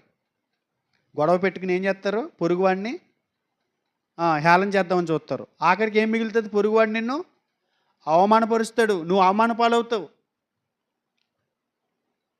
గొబక్కిని మనం నోరు జారామనుకోండి కదా, పెద్దలు అంటుంటారు, శరప మీద రాడెత్తే ఎవరికి ప్రమాదం? శరపకి ఏమైనా అవుతుందా? ఎవరికి అవుద్ది? వేసినడికి అవుద్ది. ఎందుకని అది వచ్చి ఎవరి మీద పడితే తుంపర్లో మనకు అంటుకుంటుంది గొంపు. మౌనంగా ఉన్నంత ఉత్తమం లేదు. బురదలు బురదలు నీ జోలికి వచ్చినా బురదలు రాడేసినట్టు అని దెబ్బలాడుతుంటారు. ఇద్దరు దెబ్బలాడుకుంటారు ఈదులోని. ఆ పక్కోళ్ళు ఈ పక్కోళ్ళు గొడవాడుకుంటారు. పక్క పోర్షన్. నీ నోట్లో నోరు ఎట్టుకో ఎవరెట్టుకోమన్నారు? కానీ బైబిల్ అంటది అలాంటి చీప్ ట్రిక్లు చేయకూడదు, అలాంటి చీప్ పనులు దేవుని పిల్లలు చేయకూడదు. ఎప్పుడు కూడా సమాధానం కలిగి ఉండాలంట. 26:17 తనకు పట్టని జగడముని బట్టి రేగువాడు దాటిపోవచ్చున్న కుక్క చెవులు పట్టుకుని వానితో సమానుడు. తనకు పట్టని జగడముని బట్టి రేగువాడు, తనకు పట్టని జగడముని బట్టి రేగువాడు కుక్క చెవులు పట్టుకుని గోదావరి ఈదు వాడితో సమానం అన్నట్టు ఉంది ఇక్కడ. అంటే కుక్కతో కచ్చుకుని గోదావరి ఈత్తే ఎలా ఏమవుతుంది? మొత్తం దాంతోపాటు ఈడు ములిగిపోతాడు, అది పుడుకుని తప్పించుకుని వెళ్ళిపోద్దేమో. ఈడు మాత్రం కుక్కతో కొంకర కదా, సరిగా ఉండదు అది. తనకు పట్టని జగడాలు, ఎదరల గొడవల్లో కూడా వీడు దూరతాడు. వీడికి గొడవలు లేవనుకోండి, ప్రశాంతంగా సాగిపోతుందండి. వీడికి నేను మాట్లాడుతున్నాడు, ఏమన్నాడు నిన్నాడు, వీడికి ఎందుకు మధ్యలో కదా, నేను మాట్లాడుతున్నాండి మీరు ఎలా ఉండండి అని చెప్పి వీళ్ళు తిట్లు తింటాడు. అవసరం లేదు. తనకు పట్టని జగడం అది. ఇతనికి సంబంధం లేని విషయాలు. మళ్ళీ కూడా కొంతమంది సంబంధం లేనటువంటి విషయాల్లో దూరి అవమానం అవుతుంటాం, మనల్ని తప్పుపట్టే పరిస్థితి తెచ్చుకుంటుంటాం కదా. జాగ్రత్తగా ఉండండి. నీకు సంబంధం లేదు, నాకు తెలియదండి, నాకు తెలియదు, అయ్యో అలా జరిగిందని నాకు తెలియదండి. అయ్యా అన్నా కూడా ప్రమాదం అండి. ఇప్పుడు అయ్యా అంటే నువ్వు వాళ్ళకి సమర్థించావు నువ్వు అని వీళ్ళు మళ్ళీ మనల్ని శత్రువులుగా చూస్తారు. అయ్యా అంటావా? అయ్యా అంటే ఏంటి? అలా అనేసిందా, అలా అనేసాడా అంటే నేను అన్నట్టే కదరు అంటున్నావు అన్నట్టుగా. వీళ్ళు ఉంటారు కదా మూర్ఖురాళ్ళు, మూర్ఖుడు చెప్పాడు కదా పై వచ్చిన 23లో కలహానికి దూరంగా ఉన్నట్టు నోరు ఘనత మూర్ఖుడైన ప్రతివాడు పూర్ణ కోరతాడని కదా. సామెతల గ్రంథం 25 చూడండి. నీ పగవాడు ఆకలి కొని నెడల వానికి భోజనం పెట్టుము, దప్పికొని నెడల వానికి దాహమిమ్ము. 22 అట్లు చేడి చేత వాని తల మీద నిప్పులు కుప్పలుగా పోయేదువు, యెహోవా అందుకు నీకు ప్రతిఫలము ఇచ్చును. ఒకవేళ కలహాలు పెట్టుకునేవాడు ఉంటే కనుక దేవుడు ఏమని చెప్తున్నాడు? కింద పెట్టేదాముడు. దేవుడు ఏం చెప్తున్నాడు? సమాధానంగా ఉండమని కదా చెప్తున్నాడు. సమాధానంగా ఉండటం అంటే ఏంటి? ఒకవేళ నిన్ను ఎవరైనా ఇబ్బంది పెట్టినా, నిన్ను బాధ పెట్టినా, నీ మీద శత్రుత్వం చేసినా, నీ నుంచి ప్రజలకి చెడ్డగా ఏదైనా వేరుపాట్లు చేసి కార్యక్రమాలు చేస్తున్నా నువ్వేం చేయాలి? ఏం చేయాలి? అక్కడ చెప్పాడు, శత్రువులు కూడా ఏం చేయాలి? నీ పగవాడు ఆకలి కొంటే ఏం పెట్టాలి? అడిగి భోజనం పెట్టు, దప్పికొంటే దాహం తీర్చు. అట్లా చేస్తే ఏమవుతుందంట? తల మీద నిప్పులు కుప్పలుగా పోయేవాడువు అవుదువు. ఒకసారి చూద్దామా బైబిల్లో ఒక ఉదాహరణ. రాజుల 2వ గ్రంథము 6వ అధ్యాయము 8వ వచనం చూద్దామా. 8వ వచనం. సిరియా రాజు ఇశ్రాయేలులతో యుద్ధం చేయవలనని కోరి తన సేవకులతో ఆలోచన చేసి, పలానా స్థలమందు మన దండుపేట ఉంచుదుమని చెప్పాను. అయితే ఆ దైవజనుడు ఇశ్రాయేల్ రాజునకు వర్తమానం పంపి, పలానా స్థలమునకు నీవు పోవద్దు, అచ్చటికి సిరియనులు వచ్చి దిగి ఉన్నారని తెలియజేశాను. సిరియనులు, ఇశ్రాయేలీలు కదా. ఇక్కడ సందర్భం ఏంటంటే సిరియనులు, ఇశ్రాయేలీలు. సిరియా రాజు ఇశ్రాయేలీలతో యుద్ధం చేయాలని ప్లాన్ చేసుకుంటున్నాడు. సేవకులతో ఆలోచన చేశాడు. ఆలోచన చేసి ప్రతి స్థలమందు కూడా మనం ఏం చేద్దాం? మన సైన్యాన్ని పెట్టేద్దాం కదా, సైన్యాన్ని పెట్టేద్దాం. అయితే ఆ దైవజనుడు ఇశ్రాయేలునకు వర్తమానం పంపి, పలానా స్థలానికి నువ్వు పోవద్దు, అచ్చటికి సిరియన్లు వచ్చి దిగి ఉన్నారని తెలియజేశాను. అంటే ఇజ్రాయెల్ రాజుతోటి ఇజ్రాయెల్ దేశంలో ఉన్నటువంటి ప్రవక్త చెప్పేస్తున్నాడు ఏమని?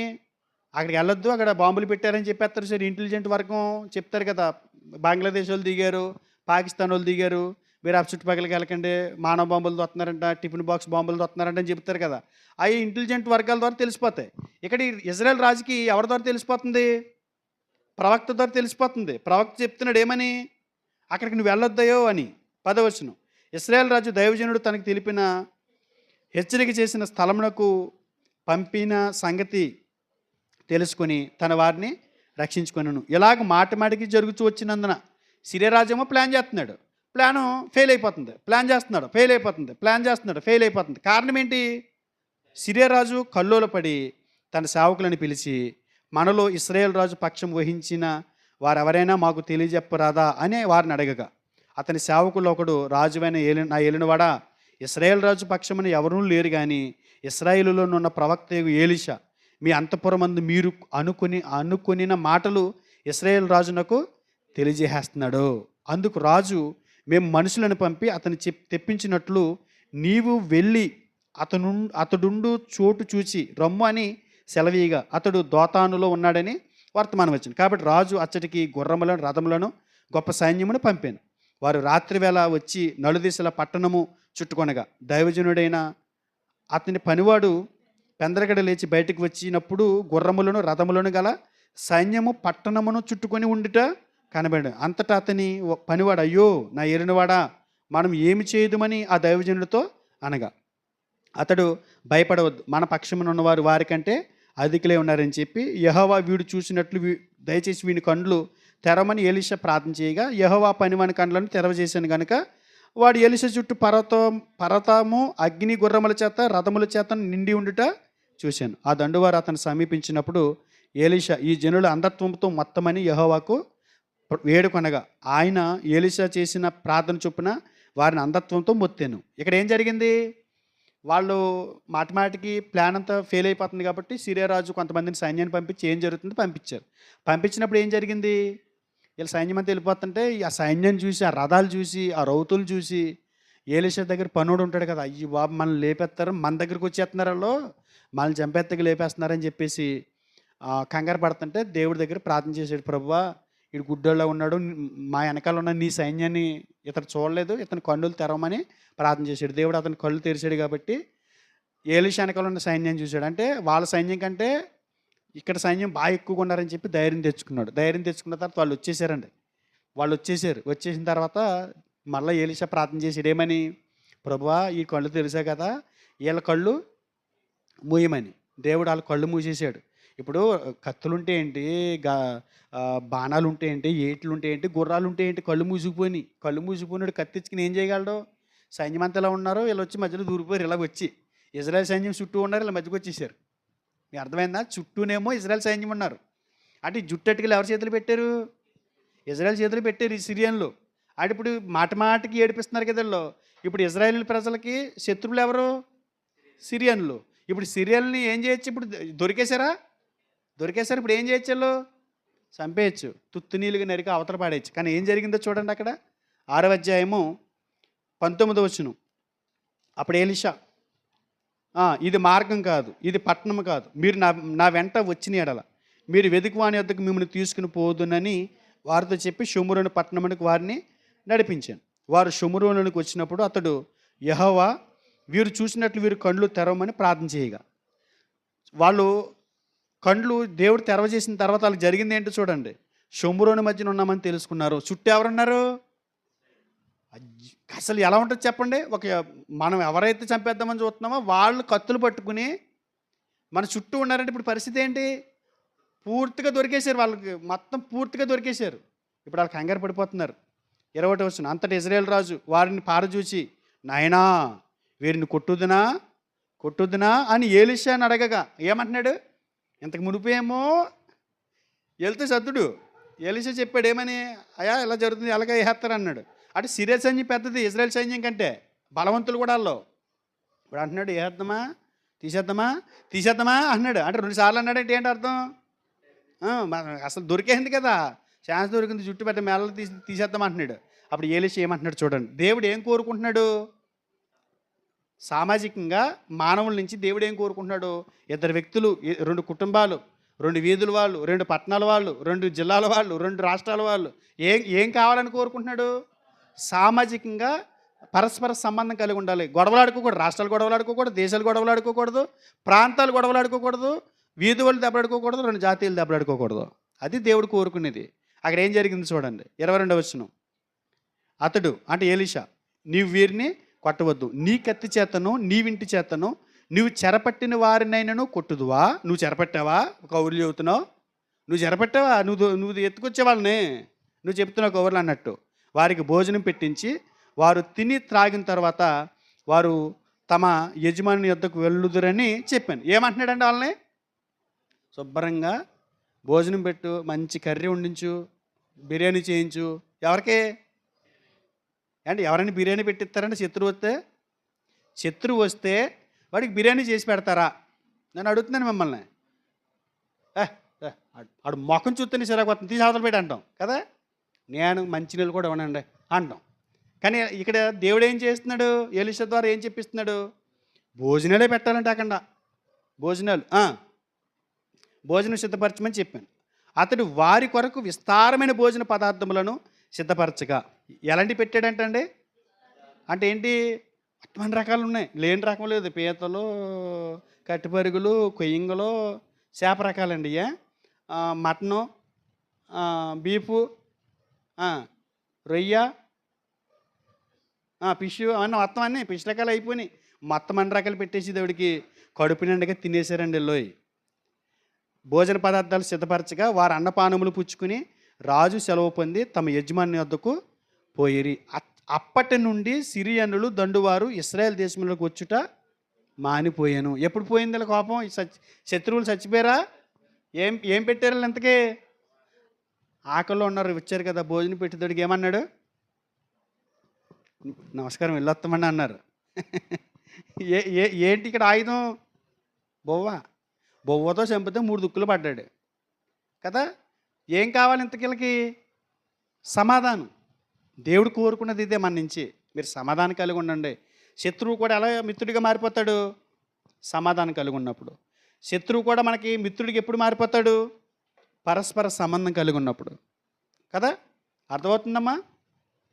రోమాపత్రిక 12వ అధ్యాయంలో కొత్త నిబంధనలో ఇదే విషయాన్ని పౌలు గారు ప్రస్తావన చేశాడు చూడండి. రోమాపత్రిక 12వ అధ్యాయము 21 చూడండి. కాబట్టి నీ శత్రువు ఆకలి కొని ఉంటే అతనికి భోజనం పెట్టుము, దప్పిక కొని ఉంటే దాహమిమ్ము. అలాగు చేయటం వలన అతని తల మీద నిప్పులు కుప్పగా పోయేదువు. కీడు వలన జయింపబడక మేలు చేత కీడును జయించుము. ఎలా జయించాలంటే కీడుని మేలు చేత జయించాలంట. కీడు చేత కీడు జయిస్తే గొప్పేం కాదు కదా. సామాజిక జీవితానికి సంబంధించినటువంటి సామెతలు ఏంటంటే పరస్పర సంబంధం కలిగి ఉండాలి, పరస్పర సమాధానం కలిగి ఉండాలి, 3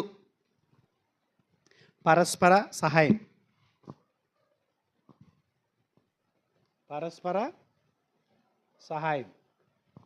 మళ్ళీ ఇందాక లైన్ రాసుకుంటున్నారు కదా, అలాగే ఒకరి భారాలు మరొకరు మోయడం. సంఘ లేక సమాజానికి దేవుడిచ్చిన నియమం.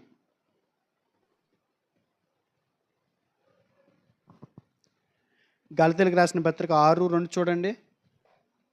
6:2 ఒకని భారం ఒకడు భరించి ఇలాగూ క్రీస్తు నియమము పూర్తిగా నెరవేర్చుడి. ఒకని భారం ఒకడు భరించి క్రీస్తు నియమము.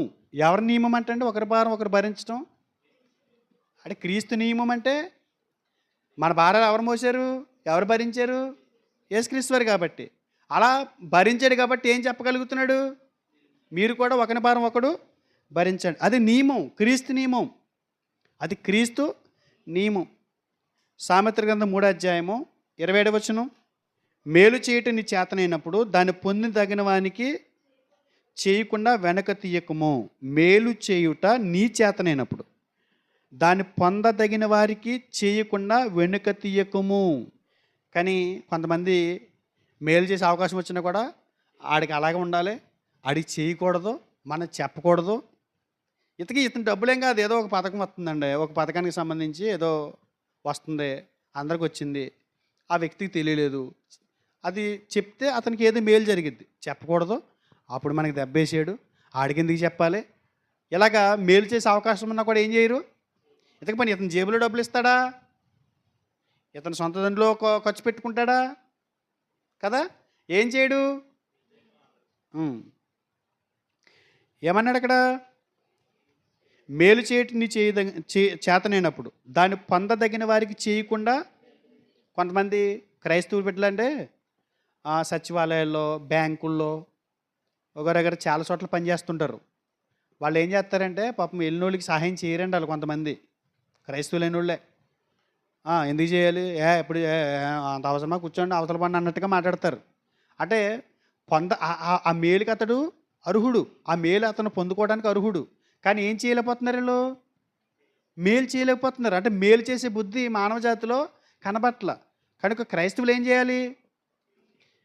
మేలు చేయట మన చేతనైనప్పుడు మనం చేయగలం. అది చేయగలిగే పని కూడా చేయం మనం, మనకెందుకులే అనుకుంటాం. చేయవలసిన పని కూడా చేయం. అంటే మానవ జాతి ఎలా మారిపోయిందంటే, ఎవరు దారిలో ఎక్కించుకున్నాడంట. మొన్న ఎవరో ఒక గొడవ, ఎవరిది మన జ్యోతాల ఇంట్లోనే జరిగింది కదా. ఎవరో బండి ఎక్కించుకున్నాడంటే, ఇంతకీ అతను ఎవరినో కొట్టేసి వస్తున్నాడంట. వస్తుంటే దారిలో వెళ్తున్నాడు కదా అని బండి ఎక్కించుకున్నాడు. సీసీ కెమెరాలు వీళ్ళిద్దరు పడ్డారు. సీసీ కెమెరాలు వాళ్ళు కొట్టేసి వచ్చేస్తుంటే ఇద్దరిని తీసుకెళ్ళిపోయారు. ఇప్పుడు నాకు అసలు తెలియదండి బాబు, దారిలో తగిలాడు ఎక్కించుకున్నాడంటే ఏంట్రా. తర్వాత పెద్ద పెద్దలు ఫోన్లు చేస్తా అంటే ఇవాళ మేలు చేయడానికి కూడా పరిస్థితులు ఎలా ఉన్నాయి చూడండి. కొంతమంది చేయాలనుకుంటే చేయలేకపోతే కారణం ఏంటంటే ఆ వ్యక్తులు అలా ఉన్నారు. కానీ మేలు చేయటం మాత్రం మరవద్దు. ఏ విషయాలు మేలు చేయాలి, ఎలాంటి విషయాలు మేలు చేయాలి అనే విజ్ఞత కూడా మనం కలిగి ఉండటం అనేది చాలా మంచిది. ఒకసారి రాజుల 2వ గ్రంథం 5:3 చూస్తే, మేలు అతడు పొందటానికి అర్హుడు, మేలు పొందుటకు అతడు అర్హుడు. 3వ చూడండి. అది షోమ్రోనులోనున్న ప్రవక్త దగ్గర నా ఏలినవాడు ఉండవాలనని నేనంతా కోరుచున్నాను. అతడు నా ఏలివాడికి కలిగిన కుష్ఠరోగమును బాగు చేయనని తన యజమానురాలతో అనేను. ఎవరండి? 2వ కూడా చూద్దాం. సిరియనుల గుంపు 5:2 సిరియనులు గుంపు గుంపులుగా బయలుదేరి ఇశ్రాయేల్ దేశం మీదకి పోయి ఉండేది. వారు అచ్చటి నుండి ఒక చిన్నదాని చెరగొని తేగ, అది నయమాని భార్యకు పరిచారము చేయిచుండాను. అది షోమ్రోనులోనున్న ప్రవక్త దగ్గర నా ఏలినవాడు ఉండవాలని నేనెంత కోరుచున్నాను. అతడు నా ఏలినవాడికి కలిగిన కుష్ఠరోగమును బాగు చేయనని తన యజమానురాలతో అనేను. ఏమండి, పాపం కుష్ఠరోగంతో బాధపడుతున్నాడు. ఎవరు? సిరియా సైన్యాధిపతి. ఇప్పుడు ఈ అమ్మాయి ఎవరు? ఇంట్లో పని మనిషా, లేకపోతే ఇతని బిడ్డ, లేకపోతే ఆ పక్క వీధిలో అమ్మాయిని తీసుకొచ్చి పనిలో పెట్టుకున్నారా? ఎలా వచ్చింది అమ్మాయి చిన్నది ఇంటికి? యుద్ధానికి వెళ్తే అక్కడ సామాగ్రి, అక్కడున్న జనాంగాన్ని ఎత్తుకొచ్చేయటం యుద్ధనీతి. అప్పట్లో సామాన్లు ఎత్తుకొచ్చేయాలి, వెండి బంగారాలు ఎత్తుకొచ్చేయాలి, వాళ్ళ భార్యలను ఎత్తుకొచ్చేయాలి, వాళ్ళ పిల్లల్ని ఎత్తుకొచ్చేయాలి. అలా ఎత్తుకొచ్చేసిన ఒక పిల్ల బాగుంది కదా అని చెప్పేసి పనిలో పెట్టుకుంది. సిరియా సైన్యాధిపతి భార్య తీసుకొచ్చేడైనా అమ్మాయి బాగుంది, పని చేస్తుందని పెట్టుకుంది. ఇప్పుడు ఈయన చాలా గంభీరంగా కనపడుతున్నాడు, చాలా హుందాగా ఉన్నాడు. సిరియా సైన్యాధిపతి మంచోడు కూడా, మంచోడు. చూస్తుంది, ఇంట్లో ఉండి చూస్తుంది, ఎవరికి తెలియదు బయటోళ్ళకి. ఏమని? ఇతను కుష్టి ఉందని. కుష్టి ఎక్కడ ఉంది? లోన ఉంది. డ్రెస్ వేసుకుని, సైన్యం డ్రెస్ వేసుకుని ఉందాక నడుచుకుంటూ వెళ్తున్నాడు. పాప అతని బాధ ఎవరికి తెలుసు? ఆయన లోన ఎంత బాధపడుతున్నాడు, ఎంత దురదలు వచ్చేస్తున్నాయి, ఎన్ని ఇబ్బందులు పడుతున్నాడు, దానివల్ల ఎంత స్మెల్ వచ్చేస్తుందో, దాని ప్రమాదం ఎంత ఉందో ఆయనకి తెలుసు. పాపం ఈ అమ్మాయి చూసింది, వీడికి బాగా అయ్యిందిలే, అదా నీకు నీ నీ జబ్బు కారణం అదా అని చిన్నది అనుకోలేదండి. ఎందుకంటే మేలు పొందుటకు అతడు అర్హుడు. ఎందుకంటే నేను చేసేది కాదు కదా, ఒక ఆయన చేస్తున్నాడు. అక్కడికి వెళ్తే ఆ ప్రవక్త ఇతన్ని బాగు చేస్తాడు. మేలు ఏమన్నాడు? మేలు చేయటిని చేతనైనప్పుడు దాన్ని పొందదగిన వారికి చేయకుండా వెనక తీయకము. నయమాన్ని అంటున్న చిన్నది ఏం చేసింది? మేలు చేసింది. చెప్పాలండి, మేలు చేయాలి. దేవుడు మన నుంచి కోరుకునేది అదే కదా. చెప్పింది, వెళ్ళాడు. తర్వాత మారు మనసు పొందాడు. బోలని కార్యక్రమాలు జరిగినాయి, మన అధ్యాయం అంతా చూస్తున్నాం కదా. యెహోషువ గ్రంథం 2వ అధ్యాయము 10 నుండి 13. మీరు ఐగుప్తు దేశం నుండి వచ్చినప్పుడు మీ ఎదుట యెహోవా ఎర్ర సముద్రపు నీరును ఎలాగ ఆర్పోచేసానో యొర్దాను తీరమునున్న అమోరీలిద్దరు రాజులైన సీహోనుకును ఓగునకును మీరేమి చేసిరో, అనగా మీరు వారిని ఎలాగో నిర్మూలన చేసిరో ఆ సంగతి మేము వింటిమి. మేము వినినప్పుడు మా గుండెలు కరిగిపోయాను. మీ దేవుడైన యెహోవా పైన ఆకాశమందును క్రింద భూమి అందును దేవుడే. మీ ఎదుట ఎట్టి మనుషులకైనను ధైర్యం ఏమాత్రం ఉండదు. నేను మీకు ఉపచారం చేసేదని కనుక మీరు నా తండ్రి ఇంటికి ఉపకారం చేసి నాకు నిజమైన ఆనవాళ్ళని ఇచ్చి, నా తండ్రియు నా తల్లియు నా అన్నదమ్ములు నా అక్క చెల్లెండ్రును వారి కలిగిన ఉన్న వారందరూ సావకుండా బ్రతికినిచ్చి రక్షించినట్లుగా దయచేసి యెహోవా తోడని ప్రమాణం చేయుడనెను. ఎవరికి మేలు చేసింది? వేగుల వారికి. వేగుల వారికి, పాలుతెనులు ప్రవహించే దేశం ఎరుకోని చెక్ చేయడానికి వచ్చిన వారిని, ఎరుకోని జయించడానికి వాళ్ళు ముందు కొంతమందిని పంపిస్తారు చెక్ చేయడానికి పరిస్థితులు ఎలా ఉన్నాయో. అక్కడికి వచ్చినటువంటి వేగుల వారికి మేలు చేసింది ఎవరు? రాహాబు. రాహాబు వేగుల వారికి మేలు చేసింది కదా. ఇవి భౌతికమైన విషయాలు. ఏమండి? ఏవి? ఆ వ్యక్తికి శరీరానికి వచ్చిన కుష్ఠరోగం తగ్గించడానికి అది భౌతికమైన విషయం. ఆ ప్రజల్ని ఆ సైన్యం నుంచి వచ్చి అడిగారు, ఇద్దరు వచ్చారు కదా వేగుల వారు, ఏరైనా అడిగారు. ఎవరో ఎరుకో రాజుకు తెలిసిపోయి సైన్యాన్ని పంపించినప్పుడు కనపడితే చంపేస్తారు వాళ్ళు. అక్కడ ఆవిడ దాచిపెట్టింది, అది భౌతికమైన విషయం కదా. ఇంకొక అంటే ఒక విషయం జ్ఞాపకం చేస్తున్నాను ఏంటంటే, మనం మేలు చేయకపోయినా పర్లేదు కానీ కీడు మాత్రం చేయకూడదండి. మేలు చేయకపోయినా పర్లేదు కానీ కీడు చేయకూడదు. ఇప్పుడు రాహాబు దగ్గరికి వచ్చారు కదా, వాళ్ళు లోన్ దాచిన పైన ఉన్నారు, అటు మీద వెళ్ళండి అంటే ఎలా ఉంటుంది? నేను చేయను, వెళ్ళిపోండి, నా వల్ల కాదు, నాకు భయం వేస్తుంది, వాళ్ళు మీతో పాటు నన్ను కూడా చంపేస్తారేమో, నాకు సంబంధం లేదని పంపించేయాలి మేలు చేయలేకపోతే. కానీ అలా కాకుండా దాచిపెట్టి ఏం చేయకూడదు? కీడు చేయకూడదు. సామెతల గ్రంథం చూడండి ఒకసారి 3:29. సామెతలు 3:29. ఇది ఎక్కువైపోయిందండి ఈరోజే. ఏమంటే సమాజంలో ఇది ఎక్కువైపోయింది. ఏది? మేలు చేయకపోయినా పర్లేదు కానీ కీడు చేసేవాళ్ళు ఎక్కువైపోయారు. 3:29 అమ్మ. నీ పొరుగువాడు నీ యొద్ద నిర్భయంగా నివసించినప్పుడు వానికి అపకారం కల్పింపవద్దు. అంటే నిర్భయంగా నీ దగ్గర ఉన్నప్పుడు అపకారం చేయొచ్చా? మన మీద ఎంత నమ్మకం ఉంటే అతను ఫ్రీగా ఉన్నాడు, ఎంత నమ్మకం ఉంటే అతను మన దగ్గర దాచిపెట్టుకున్నాడు డబ్బులు, ఎంత నమ్మకం ఉంటే అతని విషయాలన్నీ మనకి చెప్పాడు, ఇతరులకు చెప్పేటు. అతని డబ్బులు నాకు తెలియదంటే ఎక్కడ దాచుకున్నాడో, అతను చనిపోయిన తర్వాత అతని పిల్లలకి ఇవ్వకపోవటం. చాలామంది పాపం నమ్మకంగా డబ్బులు దాచుకుంటారని కొంతమంది దగ్గర. వాళ్ళు వృద్ధులు తర్వాత ముందు ఇచ్చేస్తే పిల్లలు పాడు చేస్తారని ఎవరి దగ్గర దాచుకుంటారు. ఆ డబ్బులు ఈ ముసలావిడి, ఈ ముసలాయన చనిపోయిన తర్వాత అవి వాళ్ళు దాచేసుకోవటం, మాకేం తెలియదండి అంటాం. అపకారం కాదండి అవి. అందుకే ఏమంటున్నాడు? నీ పొరుగువాడు నీ యొద్ద నిర్భయంగా నివసించినప్పుడు వానికి అపకారము కల్పించవద్దు. ఇది సామాజిక జీవితానికి సంబంధించిన సామెత. సామాజిక జీవితానికి సంబంధించిన సామెత. 11:29. భక్తిహీనుడు తన నోట మాట చేత తన పొరుగువానికి నాశనము తెప్పించును. భక్తిహీనుడు తన నోటి మాట చేత తన పొరుగువానికి నాశనం తెప్పిస్తాడట. 14:9 కూడా. యథార్థవంతులు ఒకరి యందు ఒకరు దయ చూపుదురు. దయ చూపించాలండి. మన మీద ఆనుకున్నప్పుడు వాళ్ళ మీద ఏం చూపించాలి? దయ చూపించాలి. ఇప్పుడు వరకు మనం పరస్పర సహాయం అనే దాంట్లో భౌతిక సంబంధమైనటువంటి మేలుల గురించి ఆలోచన చేసాం. అమ్మా భౌతిక సంబంధమైన మేలుల గురించి ఆలోచన చేసాం. అయితే ఇక్కడ ఆగిపోకూడదు క్రైస్తవుడు. లోకానుసారులు అయితే అక్కడి వరకు ఆగిపోతారు. మేలంటే అదే వాళ్ళకి. క్రైస్తవుడు చేసే మేలు భౌతికంగా ఆత్మీయంగా కూడా ఉంటుంది. చూద్దాం ఒకసారి. ఆత్మీయ విషయాల్లోనే పెట్టుకోండి. మేలు అనేది భౌతికమైన విషయాల్లోనే కాదు, ఆత్మీయ విషయాల్లో కూడా మేలు చేసేలా ఉండాలి. ఆత్మీయ విషయాలు ఏంటో తెలుసా? అది కుష్ఠరోగం వస్తేనే చిన్నదంత విలవలాడిపోయిందే వారి ఆత్మల పట్ల.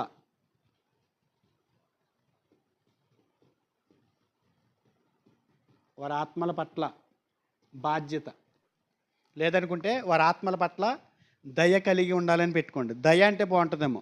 బాధ్యత అంటే వాస్తవానికి క్రీస్తు ప్రభు ఇచ్చిన టాస్క్ని బట్టి ఇది బాధ్యతే. యేసుక్రీస్తు వారు ఇచ్చిన టాస్క్ని బట్టి బాధ్యతే. కానీ బాధ్యత అనేది కాకుండా దయ కలిగి అని పర్లా, దయ కలిగి ఉండాలి. సామెత గ్రంథం 12:26 చూడండి. సామెతల గ్రంథం 12 అధ్యాయము 26 వచనం. నీతిమంతుడు తన పొరుగువానికి దారి చూపును, భక్తిహీనుల ప్రవర్తన వారిని దారి తప్పించును. నీతిమంతుడు తన పొరుగువానికి ఏం చూపిస్తారంటండి? దారి చూపిస్తారంట. అంటే ఎవరన్నా ఉదాహరణకి చూడండి. అంటే ఒక విషయం గుర్తుపెట్టుకోండి. మేలు అంటే చెప్తున్నాను అమ్మా, మేలు అంటే చెప్తున్నాను. మన బండి మీద వెళ్తుంటాం కదా, మన భార్యను తీసుకుని పిల్లల్ని తీసుకుని బండి మీద వెళ్తుంటాం. ఈలోగా మనం దాటుకుంటూ వెళ్ళిపోతారు ఒక ఫ్యామిలీ ముందే. వెళ్ళిపోయేసరికి అంటే మన మీద మనం 40లో వెళ్తున్నామంటే వాళ్ళు 60లో వెళ్ళిపోతున్నారు, మనం దాటుకుని వెళ్ళిపోయారు. ఇంతకీ విషయం ఏంటంటే స్టాండ్ తీయలేదు, సైడ్ స్టాండ్. మనం ఏం చేస్తాం చెప్పాలి? వెళ్ళిపోతున్నారు కదా, ఒక 20 మనకంటే 20 స్పీడ్లో వెళ్ళిపోతున్నారు కదా, 60 స్పీడ్లో. ఏం చేస్తాం? మనం కూడా 40 నుంచి 60 చేసి 65 చేసి ఏమంటే స్టాండ్ తీయండి పడిపోతారు. ఎందుకని? ఆ స్టాండ్ ఎక్కడైనా గొప్ప తగిలో స్పీడ్ బ్రేకర్ తగిలో పడిపోతే నలుగురు ఎవరు చచ్చిపోతారో తెలియదు, ఎవరికి ఎంతెంత గాయాలు అవుతాయో తెలియదు. పడిపోతే శరీరానికి గాయం అవుతుంది, ప్రమాదంలో పడతారు, అవసరమైతే ప్రాణం కూడా పోద్దని మనం ఏం చేస్తాం? కేవలం ఒక స్టాండ్కే స్పీడ్గా వెళ్ళిపోయి అడ్డం వెళ్ళిపోయి చెప్తాం కాదా? చెప్పమండి. మీరు చూడండి, లోకల్లో చూస్తూ ఉంటాం. ఏదో రకంగా స్టాండ్ తెలియదంటే బాగా స్పందిస్తాం. మరి ఆత్మీయ విషయాల్లో వారి ఆత్మల పట్ల మనం దయ చూపించాము ఎప్పుడైనా? క్రైస్తవులుగా అసలు వాళ్ళు కన్ను మూస్తే వారు ఎక్కడ కన్ను తెరుస్తారో మనకు తెలుసు, క్రీస్తుని ఎరగకుండా. కానీ వారి విషయంలో ఎప్పుడైనా దయ చూపించామా ఆత్మీయ విషయాల్లో? కానీ బైబిల్ ఏమంటుందంటే మేలు చేయుట పొందదగిన వానికి అతనికి అర్హత ఉంది, అతను పొందుకోవడానికి అర్హుడు. నువ్వేమీ డబ్బులు ఖర్చు పెట్టేదేం కాదు, నీ ఖర్చు ఏం కాదు, నోటి మాటే కదా. మరి పొందదగిన వానికి నువ్వు మేలు చేయకపోతే మనం దేవుని పిల్లలు ఎలా అవుతాం? అంటే మనం ఏం పాటించట్లేదు? సామాజిక జీవితానికి సంబంధించినటువంటి ఆ జాగ్రత్తలు, ఆ మాటలు మనం పట్టించుకోవట్లేదని అర్థం కదా. ఏమన్నాడు? నీతిమంతుడు తన పొరుగువానికి ఏం చూపిస్తాడు? స్టాండ్ తీయమని చెప్పడమే కాదు, పల్లెటూరులో బాగా అర్థమవుతుందండి. అంటే ఇలాగా ఇక్కడ అన్నం మొత్తం అరుగు మీద కూర్చున్న వాళ్ళు అందరూ వచ్చేస్తారండి, వచ్చేసి రానా చూపించినా అన్నట్టుగా. అంటే అంత ఆప్యాయత ఉంటుంది వాళ్ళ దగ్గర. అండ్ ఇలా మనం వాళ్ళని నవ్వుకుంటాం. పాపం చూసారు, అడ్రస్ అడిగితే అసలు కూడా వచ్చేసి ఇలా ఉన్నారు వీళ్ళని. టౌన్లో అంతే. ఒకవాడైతే తెలిసినా కూడా ఆ పక్కనే. నేను రాజమండ్రి వెళ్ళామన్నా, అంటే పలానా హాస్పిటల్ ఏమో తెలియదు అంటున్నాడు. ఇంతకీ వేరే ఆయన్ని అడిగి మొత్తం మీద అడిగి ఇక్కడికి వస్తే ఇంతగా పక్కనే ఉన్నాడు ఆ షాప్ అతను, నాకు తెలియదు అంటున్నాడు. ఉన్నారు మన క్రైస్తవులు కూడా అలాంటి వాళ్ళు ఉన్నారు. ప్రార్థనకు వస్తున్నారు, సత్య సంబంధం అంటున్నారు, మంచిగా చెప్తారు మా పాస్టర్ గారు అంటున్నారు, పరలోకాడికి నడిపించి అపోస్తులు బోధ మా పాస్టర్ గారు చేస్తున్నారు అంటున్నారు. ఒక్కనాడైనా పక్క వాళ్ళకి చెప్పి తీసి తెచ్చుకున్నారా? అంటే యేసుప్రభుని నమ్మేసుకుంటే పరలోకానికి వెళ్ళిపోతారా? అపోస్తుల బోధ మీద కట్టబడాలి కదా, చెప్పి తీసి తెచ్చుకోవాలి కదా. అలాంటి బాధ్యత కూడా లేదు మన వాళ్ళకి, పట్టించుకోవట్లేదు, మాకు అవసరం లేదు అనుకుంటున్నారు అంతే. సామాజిక బాధ్యత అండి ఇది. మన పొరుగు వారికి ఇది నేర్చుకుంటే, ఇది వింటే అతను బాగుపడతారు, వాళ్ళ కుటుంబాలు కట్టబడతారు, పరలోకాన్ని నడిపించే బోధ ఇది అని అనుకున్నప్పుడు ఖచ్చితంగా తీసుకొస్తారు. ఇది మామూలు విషయం. ప్రభుని ఎరగనటువంటి వాళ్ళు కూడా మన కళ్ళ ముందు తిరుగుతున్నాం. వాళ్ళు మనమంటే ఎంత ప్రేమో, వాళ్ళ ఇంటికి వెళ్ళేసరికి మనం ఎప్పుడు కూడా అంత ప్రేమ చూపించము, అంత ప్రేమ చూపించేస్తారు. కవ్వ అన్నం వండేస్తారు, కవ్వ అన్ని పట్టుకొచ్చి పెట్టేస్తారు, స్వీట్లు పెట్టేస్తారు, ఇంతగా అంజన్లలో. వాళ్ళు మన మీద అంత ప్రేమ ఉంది. మనం ఎప్పుడైనా యేసుప్రభు గురించి చెప్పి మీ ఆత్మను కాపాడుకోండి అని ఎప్పుడైనా చెప్పామా? వాళ్ళ వాళ్ళ వాళ్ళ ఆత్మ పట్ల మనకి దయ ఉందా అసలు? యేసుప్రభు వారు ఇచ్చిన టాస్క్ ఏంటి, బాధ్యత ఏంటి? సువార్త చేసి వారిని రక్షణలోకి నడిపించండి అని కదా. ఏం చూపించాలండి మనం? దారి చూపించాలి. దారి. సామెతల గ్రంథం 12:26 కదా. నీతిమంతుడు తన పొరుగువానికి ఏం చూపిస్తాడు? దారి చూపించును. దారి చూపించును అన్నాడు. రాసుకోండి, 3 విషయాలు రాసుకోండి. ఒకటేంటంటే, మనం ఇతరులకు దారి చూపుతున్నామా? మన ప్రవర్తన ఇతరులు రక్షించబడటానికి కారణమవుతుందా? వారి ఆత్మల రక్షణ కొరకైన భారం మనకుందా? 3 ప్రశ్నలు చెప్పాను మీకు, మళ్ళీ చెప్తున్నాను 3 ప్రశ్నలు. మొదటిది, మనం ఇతరులకు దారి చూపుతున్నామా అనేది ఆత్మవిమర్శ చేసుకోవాలా, మనల్ని మనం ప్రశ్నించుకోవాలి. 2, మన ప్రవర్తన ఇతరులు రక్షింపబడటానికి కారణమవుతుందా? 3, వారి ఆత్మల రక్షణ కొరకైన భారం మనకి ఉందా? ఇది గుర్తుపెట్టుకోవాలి. చెప్పాడు చూడండి, ఇతరుల ఆత్మల రక్షణ కొరకే, ఇతరుల ఆత్మల రక్షణ కొరకే ఆయన ఏం చెప్పాడు చూడండి. సామెతలు 11:30, నీతిమంతులు ఇచ్చు ఫలము జీవవృక్షము, జ్ఞానము గలవారు ఇతరులను రక్షించుదురు. జ్ఞానం గలవారు ఏం చేస్తారంటండి? ఇతరులను రక్షిస్తారంట. వారి ఆత్మల పట్ల దయ కలిగి ఉంటారంట. వారి ఆత్మల పట్ల భారం కలిగి ఉంటారంట. వారు ఎవరాళ్ళు? జ్ఞానం కలిగిన వారు, జ్ఞానం చొప్పున వారిని నడిపించుకునేవారు, వారి ఆత్మలకు రక్షణ ఎక్కడ దొరుకుద్దో గమనించేవారు. జ్ఞానం గలవారంటే ఏంటి అమ్మా? జ్ఞానం కలిగేవారంటే ఎవరు? అదే దారి చూపించేవారంటే జ్ఞానం కలిగే వాళ్ళు ఎవరు? జ్ఞానం అంటే మన వాళ్ళు ఏమనుకుంటారంటే, ఏదో ఎవరైనా అడుక్కుంటూ వచ్చారనుకోండి, ఆకలితోటి, లేకపోతే బట్టలు లేవని, వస్త్రాలు లేవని వస్తున్నారు కదా. మనం ఏం చేస్తామంటే, వాళ్ళ మీద ప్రేమ చూపించి, దయ చూపించి, మన దగ్గర ఉన్న వాళ్ళ మనకు స్తోమత తగ్గట్టుగా ఏదైనా కొద్ది బియ్యం ఇవ్వటమో, డబ్బులు ఇవ్వటమో, ఏదైనా పాతవి కట్టి ఇంకా బాగుండగానే వదిలేసి వాళ్ళకి ఇచ్చేస్తుంటాం కదా. అది కాదు ప్రేమ అంటే. అవి ఇచ్చి దగ్గర కూర్చోబెట్టి భోజనం అక్కడే పెట్టి యేసుప్రభు గురించి చెప్పడం జ్ఞానం. జ్ఞానం అంటే ఏంటి? మళ్ళీ దొరుకుతారు వాళ్ళు? దొరకరు. కాబట్టి వచ్చారు కాబట్టి వాళ్ళని కూర్చోబెట్టి ఏం చేయాలి? భోజనం పెట్టి, మనం ఇవ్వాలనుకున్నది కవర్లో పెట్టి 4 మాటలు వారి ఆత్మల పట్ల బాధ్యత కలిగి, వారి ఆత్మలు రక్షించాలి, వారి ఆత్మల పట్ల భారం కలిగి మనం ఈ 4 మాటలు చెప్తే అవి చెవిలో పడతాయి. దేవుని మాట ఎప్పటికీ నిరర్థకం కాదండి. అది ఎప్పటికైనా చెవిలో పడిన ఆ విత్తనం, వాక్యం అనే విత్తనం ఈ గుండెలోనే పొలంలోకి వెళ్ళి ఫలిస్తుంది. ఎప్పటికైనా నమ్ముతాడు. కానీ చెప్పం మనం. ఇచ్చేసాం కదా బాబు, దేవుడు మేలు చేసేయమన్నాడు, దేవుడు మేలు చేయమన్నాడు కాబట్టి వచ్చిన వాళ్ళకి మేలు చేసేసాను అంటాం. వాళ్ళు అన్యులు చేస్తారు. అది అన్యులు కూడా అదే చేస్తున్నారు. కానీ మనం ఏంటి మరి? మనం కూడా అదే చేద్దామా? దాంతోపాటు ఇంకేం చేయాలి? ఏ దానం చేయాలి? అన్నదానమా? భూదానమా? వస్త్రదానమా? మరి ఏ దానం? వాక్యదానం. నిదానం. అది అన్ని దానాల కన్నా నిదానం మిన్న కదా. నిదానంగా జ్ఞానం కలిగి వాళ్ళు ఎలా రక్షించుకోవాలో టార్గెట్ చేయాలి.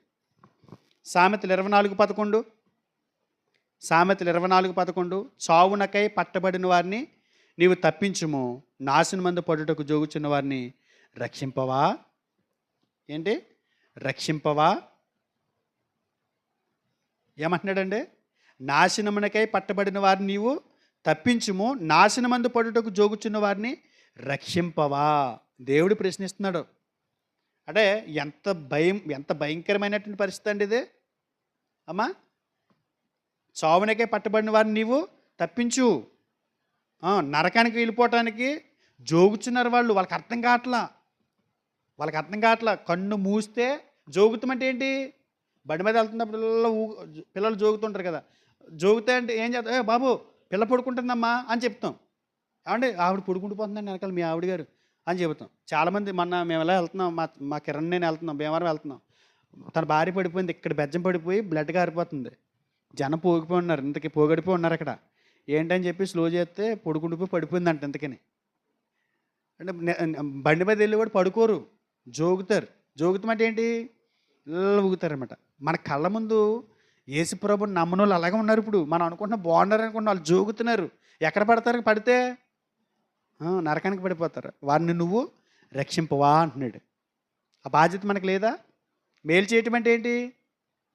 సామెతల గ్రంథం 3:20 ఏమన్నాడు? మేలు చేయటం నీ చేతనైనప్పుడు దాన్ని పొందదగిన వారికి చేయకుండా వెనుతీయకము అన్నాడు కదా. వెనుతీయకము. లోకరక్షణ కొరకు ప్రతి క్రైస్తవుడు ఏం చేయాలి? పని చేయాలి. ఒకసారి యోధపత్రిక 22:23 సందేహపడి వారి మీద కనికరం చూపుడి, అగ్నిలో నుండి లాగినట్టు కొందరిని రక్షించుడి. ఏం చేయాలంటండి? సందేహపడి వారి మీద కనికరం చూపించాలి, అగ్నిలో నుండి లాగినట్టు కొందరిని రక్షించుడి. ప్రకటన గ్రంథానికి ముందు ఉంటుందమ్మా. రక్షించుడి. శరీర సంబంధమైన వారి అపవిత్ర ప్రవర్తనకు ఏమాత్రము నొప్పుకొనక దానిని అసహించుకొనుచు భయముతో కొందరిని కరుణించుడి. భయముతో కొందరిని కరుణించుడి. మన మీద ఎంత బాధ్యత ఉందో చూసారా అమ్మా? మనం చేసే మేలేంటి? మనం చేసే దానం ఏంటి?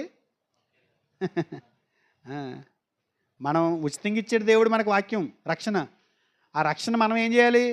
ఇతరులకు చెప్పాలి కదా. దానం చేయటం అంటే ఏంటి? పంచుకోవటం. మనకున్న దాంట్లో ఇతరులకు ఇవ్వటమే దానం అంటారు, దానికి పేరు అది కదా. లోకరక్షణ కొరకు ఎందుకు పని చేయాలి? లోకరక్షణ కొరకు మనం పని చేయాలంటున్నాం కదా.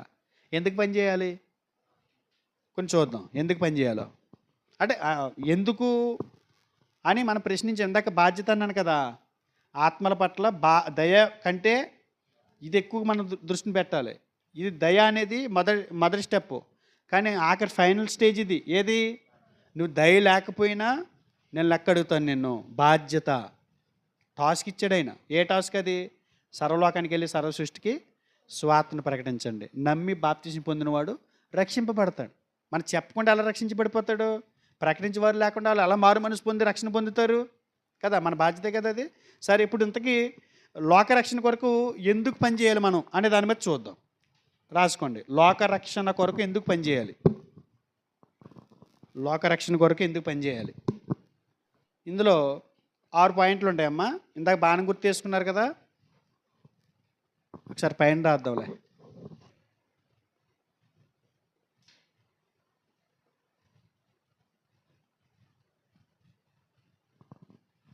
ఒక్కొక్కటి చూద్దాం. ఎందుకు ఆ బాధ్యత మనకు ఉందంటే, ఒకటి, లోకరక్షణ దేవుడు కోరుతున్నాడు. తిమోతికి రాసిన మొదటి పత్రిక 2వ అధ్యాయము 4వ వచనం. ఆయన ఎవరు? దేవుడు మనుషులందరూ రక్షణ పొంది సత్యమును గూర్చి అనుభవజ్ఞానం గలవారై ఉండవలనని ఇచ్చయించుచున్నాడు. మనుషులందరూ ఏం పొందాలంట? రక్షణ పొంది. కొంతమందే కాదంట. కొంతమంది హైపర్ గ్రేస్ వాళ్ళు వచ్చి అంటున్నారు, కొంతమందే ఉంటారు ఆయన సంకల్పంలో, వాళ్ళు మాత్రమే రక్షించబడతారు, మిగతా వాళ్ళు రక్షించబడరు, నరకానికి వెళ్ళిపోతారని చెప్తున్నారు వాళ్ళు. కానీ దేవుడు మనుషులందరూ రక్షణ పొందాలని కోరుకుంటున్నాడు. తిమోతికి రాసిన మొదటి పత్రిక 2:4 అమ్మ. మనుషులందరూ ఏం పొందాలి? రక్షణ పొందాలి. ఎవరి కోరిక ఇది? అంటే దేవుని కోరిక నెరవేర్చాలా లేదా? వాళ్ళ కోరికలు నెరవేర్చేస్తాం. దేవుని కోరిక ఏంటో తెలియదు మనకి. దేవుని కోరిక ఏంటి? మనుషులందరూ రక్షణ పొందాలి. మనం లోకరక్షణ కోరిక ఎందుకు పనిచేయాలంటే అది ఆయన కోరిక, అది దేవుని కోరిక. 2, లోకరక్షణ కోసం క్రీస్తు ప్రభు మరణించారు. లోకరక్షణ కోసం క్రీస్తు ప్రభు ఏమయ్యారు? మరణించారు. కొరింథీయులకు రాసిన మొదటి పత్రిక 15వ అధ్యాయము 3-4 వచ్చిన. నాకు ఇవ్వబడిన ఉపదేశం మొదట మీకు అప్పగించి తిని,